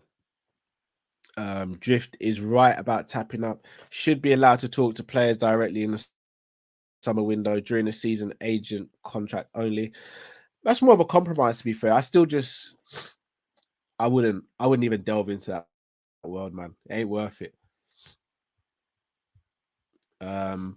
Big up Monts. I've got you, bro. All sorted, brother. Big up Monts. Guys, go and subscribe to Big Six Bants. My brothers over there. Eastwood says the computers ain't putting in while maths ain't puting, while the maths ain't mathing. I think Hendo and Fab is gone and we won't sign anyone. Oh, we could never. We could never. Pimpin' Distress says, just saying, know a man who didn't use estate agents. He landed his helicopter on the lawn and walked up to the front door and asked how much. That must have been Jay-Z, bro. Must have been Jay-Z, because I'll be honest with you, if someone lands their helicopter on my lawn, they're not being met with a handshake. It's bricks and baseball bats I'm gonna be out there with. Can't just land on someone's lawn and tell them a price. Surely there are ways around it. Yeah, there are. Hate says Drifty once said Billy the Kid was different. No. You could never. Me and Matt would never let you. Fake news. Yeah. Fake news. Jay said, Callum said Maxima is the one. All right, cool. Raj, you're really having a lot of fun tonight still. Like, you really running with this year, Jay. All right, so I see you, bro. I see you. Chris says, my coach tore both his, he said the pop star. Oh, man. Both. Jeez. That's mad, bro. Big up to Chris Angel, aka Kilo, aka the Kop-Ish physio. The Achilles is the biggest tendon in the body. I didn't know that. Learn something new every day, man. Astra said, bro, my brethren in the Air Force popped his Achilles, runs from the ankle to the calf, but said it felt like he got kicked in the back of the leg and it sounded like a home run dinger the way it cracked. Oh, shall I tell you who it happened to? Didn't happen to David Beckham. Remember when he was playing at AC Milan and it happened to him, I think, and he was running and he looked behind him as if someone kicked him. He missed his last World Cup, I think. Yeah. So yeah, it's meant to be a mad one. I pray to God no one goes through that. No. You know what? Yeah, I don't know if there's anyone in it. I'm just putting this out there. You know, I like to be silly or say silly things or whatever. You know, like the story of Troy, right? Yeah, the Achilles heel. Is that actually why it's called the Achilles heel? Because apparently Achilles was shot by the arrow, and that was what made him. Is that actually the reason why it's called the Achilles heel? Yeah, is that a true thing? Yeah. Oh, M says he ruptured his twice. Jeez, man. Boy. Bayesian Res TV says drift correct. The Achilles rolls up from the ankle to the knee and has to be pulled back down with surgery. Kobe popped his in the game and walked off. He is different, mama mentality. He walked off. Right, I'm gonna be real, guys. I got cramped during the game, and I was ready to do this. You know, I thought Sai could really gone, bro, and I was ready. I was halfway to doing that. Thankfully, I've never done it, but I did. Oh, so it is true. That is why it's called the Achilles. Oh, right, yeah. Because that was just me using common sense. I did play on when I did my ACL for about a minute, which was probably a very stupid thing looking back. But I did play on slightly, and when I cracked my rib, I finished that game as well. But again, that's quite common. A lot of people don't realize they've cracked their rib. That's quite a common thing to play on with a cracked rib. A lot of people don't realize. But to play on with an ACL, that's mad, bro. It was stupid. I thought you could run it off, yeah? No, I'll tell you what it was. How you could run it off? No, I was in denial. And because I was playing against my friends, it was my old team I was playing against, and they're friends of mine still to this day. I was like, I can't let them see me like this. I went to run again, and it was just like, my body was just like, behave yourself, bro. Yeah. Apparently, there are people who've actually played with an ACL and not realized though. So what you've done wasn't actually that uncommon. Like some people finish the game and then afterwards they find out they've torn it or whatever. And it's like raw. So like it's not that uncommon, to be honest. Jack House says it's just happened to UFC lightweight champion Jamal Hill. It did, yeah. Jamal Hill's, you know that, innit, Drift? He's had to relinquish the belt. No, I didn't know. Yeah, he had to relinquish the belt because he did his ACL. No, his ACL, his Achilles tendon. So, oh shit, played in a basketball game. So, Chris, just let me know real quick, bro. What is the worst injury in football? Is it an Achilles heel? Is it an ACL? Or is it a slip disc? Which one of those is the worst injury in football? Because in my opinion, I'll say those three are the worst injuries I've ever heard footballers get. Those three. Compound fracture, I'd say. I don't really know that many people. I mean, obviously you get like Nilis who like never played again right after that. David Bust as well, Coventry. Yeah, maybe that is the worst one actually, because those guys never came back for real. Yeah, Eduardo never came back the same. But yeah, I mean, yeah, you're right. I mean, but I've heard Slip's gonna might be the one still, the kneecap, because that's moving everything over. Yeah, that's your boy right there. That happened to still. Pedro, innit?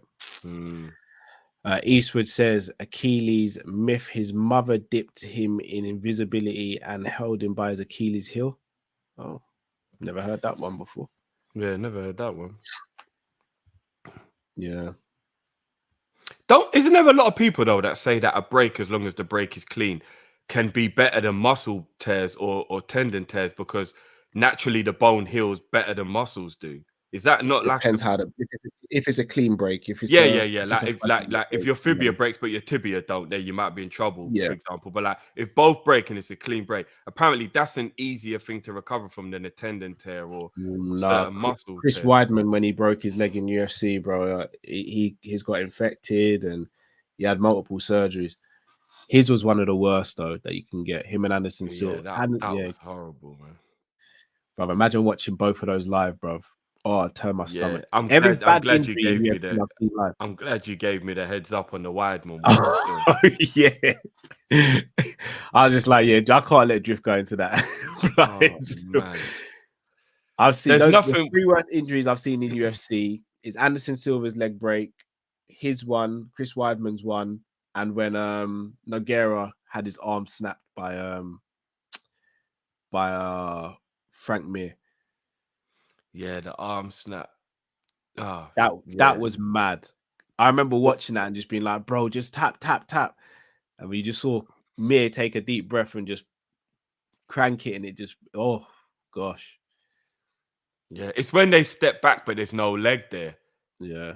That's the worst part for me. It's not even the break. It's when they go to step back on it and it's not there, or it just buckles. Fuck it up, bro. Oh. I remember the sound on both of those kicks and then seeing them fall back and just being like, oh, the legs broke. I don't think Connor's was as bad as the others. Because we didn't notice it live. So no, I did. I called it. Did you? Live. Yeah. I didn't even notice it live. It was only when I watched it back, I was like, oh shit. I called it live because you could see the foot dangling. Oh, C says one was a bad one. Andre Gomez against Spurs was a bad one. I don't remember that. No, when Son was, I think Son went to run after him and Son yes, that was a bad one. Harvey Elliott's was a bad one as well, to be fair. It was the worst leg break I think I've seen in football. Like, just it's probably Eduardo. No, David Bust. No, but I didn't actually see that. I just heard it. Do you get what I mean? Like, replay once, and I can't watch it again. The Eduardo one. I had to go through counselling after that. Yeah. Threw up on the pitch and had to go through counselling. The Eduardo one was mad. Like with the Luke Nilis one, I remember it was on the back page. I don't even think you'd be allowed to do that now. They actually showed it, and like his leg was like wrapped around. Yeah. Was it Van Nistelrooy? No. This was way back in the day. Luke Shaw's was bad as well. Luke Shaw's was bad. But do you not think it was worse than Eduardo's though? Because he did a flip. Yeah. And his leg was like loose in the sock as he went. Bro, the Eduardo one was horrible. Sorry, bro. Chris Angels, anything spinal drift is the worst. Oh, so technically a slip disc would come under that category then, right? Yeah. Bro, you must have seen this one. Psycho Sid in WCW when he jumped off the rope. Nah. What did he break? His leg, bro, snapped in half. Snapped in half. There was one the other day that went around. There was one guy, some wrestler, jumped off the second rope and both knees just bent the wrong way. Allow it. Come, man. Dislocated both knees before the fight, before the wrestling match started. That was horrible. Do you know what that just reminded me of? There's a scene in a film called Frozen. We got anyone who's seen Frozen, where basically these people get stuck on a on a ski is a ski lift or ski ramp or whatever the thing's called that takes you up, and they're like, I don't know, suspended however many feet in the air, and one guy tries to like jump off to go and get help. Yeah, yeah, fucking hell. Big up anyone who's seen that film. Don't watch it by yourself. You gotta watch that film with someone because you have to talk to the other person about what fuckery you're watching. Yeah, that's madness. I feel it for anyone who goes through a horrible injury like that, man. Oh no, I've just seen one that's Eastwood. Check out American football. Joe Thiesman injury from Washington Reds. Bruv, I've just seen the picture of it. There is no money in the world that's gonna make me watch that video. Oh, I don't even want to know what it is. Oh my goodness, I've just seen the picture of it. It is one of the worst things I've just seen in my life, bro. Yeah. You look at that for both of us. Oh my goodness, that's bad. Oh, not Disney's Frozen. Bro, that doesn't even look real. Yeah, I don't want to look at it. Oh no. Oh yeah, let me close that tab. Let me close that. We're never gonna look at that one again. Oh man. Would he break his leg? Bruv. You don't want to know, man. Yeah, I'm not looking at that. Kevin wearing college basketball was back. Yeah, I remember that one. Yeah, see, this is what I'm saying. His bone came out. Like the Eduardo one was horrific. Do you not remember how bad Eduardo? Bruv, the bones came out of Edwards. No, but we didn't see it on camera though. That's what I'm saying. The Eduardo one, we saw it, Cal. It was actually like, because they didn't realize how bad it was. So they showed the replay of it, bruv. And you saw like, bruv, it was horrific. I don't even know how Eduardo came back from that. I swear down. It was one of the worst tackles I've seen as well. I do remember Schmeichel like nearly throwing up loud though. He couldn't. No, Schmeichel did throw up. Oh, did he actually throw up? Yeah, it was bad. I remember that. But this is mad. We went on this tangent based on like thinking about Naby being injury prone. I think it was, isn't it? I actually feel sick. Well, people. What way to end the show, eh? Hold on. A couple more here. C Chato 14 says, watching 20 minutes delayed and just saw the comments on Doak. The kid has it. You can tell he's him, just like with Trent. God bless his health. I hope you guys. I just don't like to put all this pressure on him personally. I hear that, but he looks like he can handle the pressure though. So far, he looks like pressure don't faze him. He's special, man. I'm glad he's a Liverpool player, put it that way. Yeah, same here.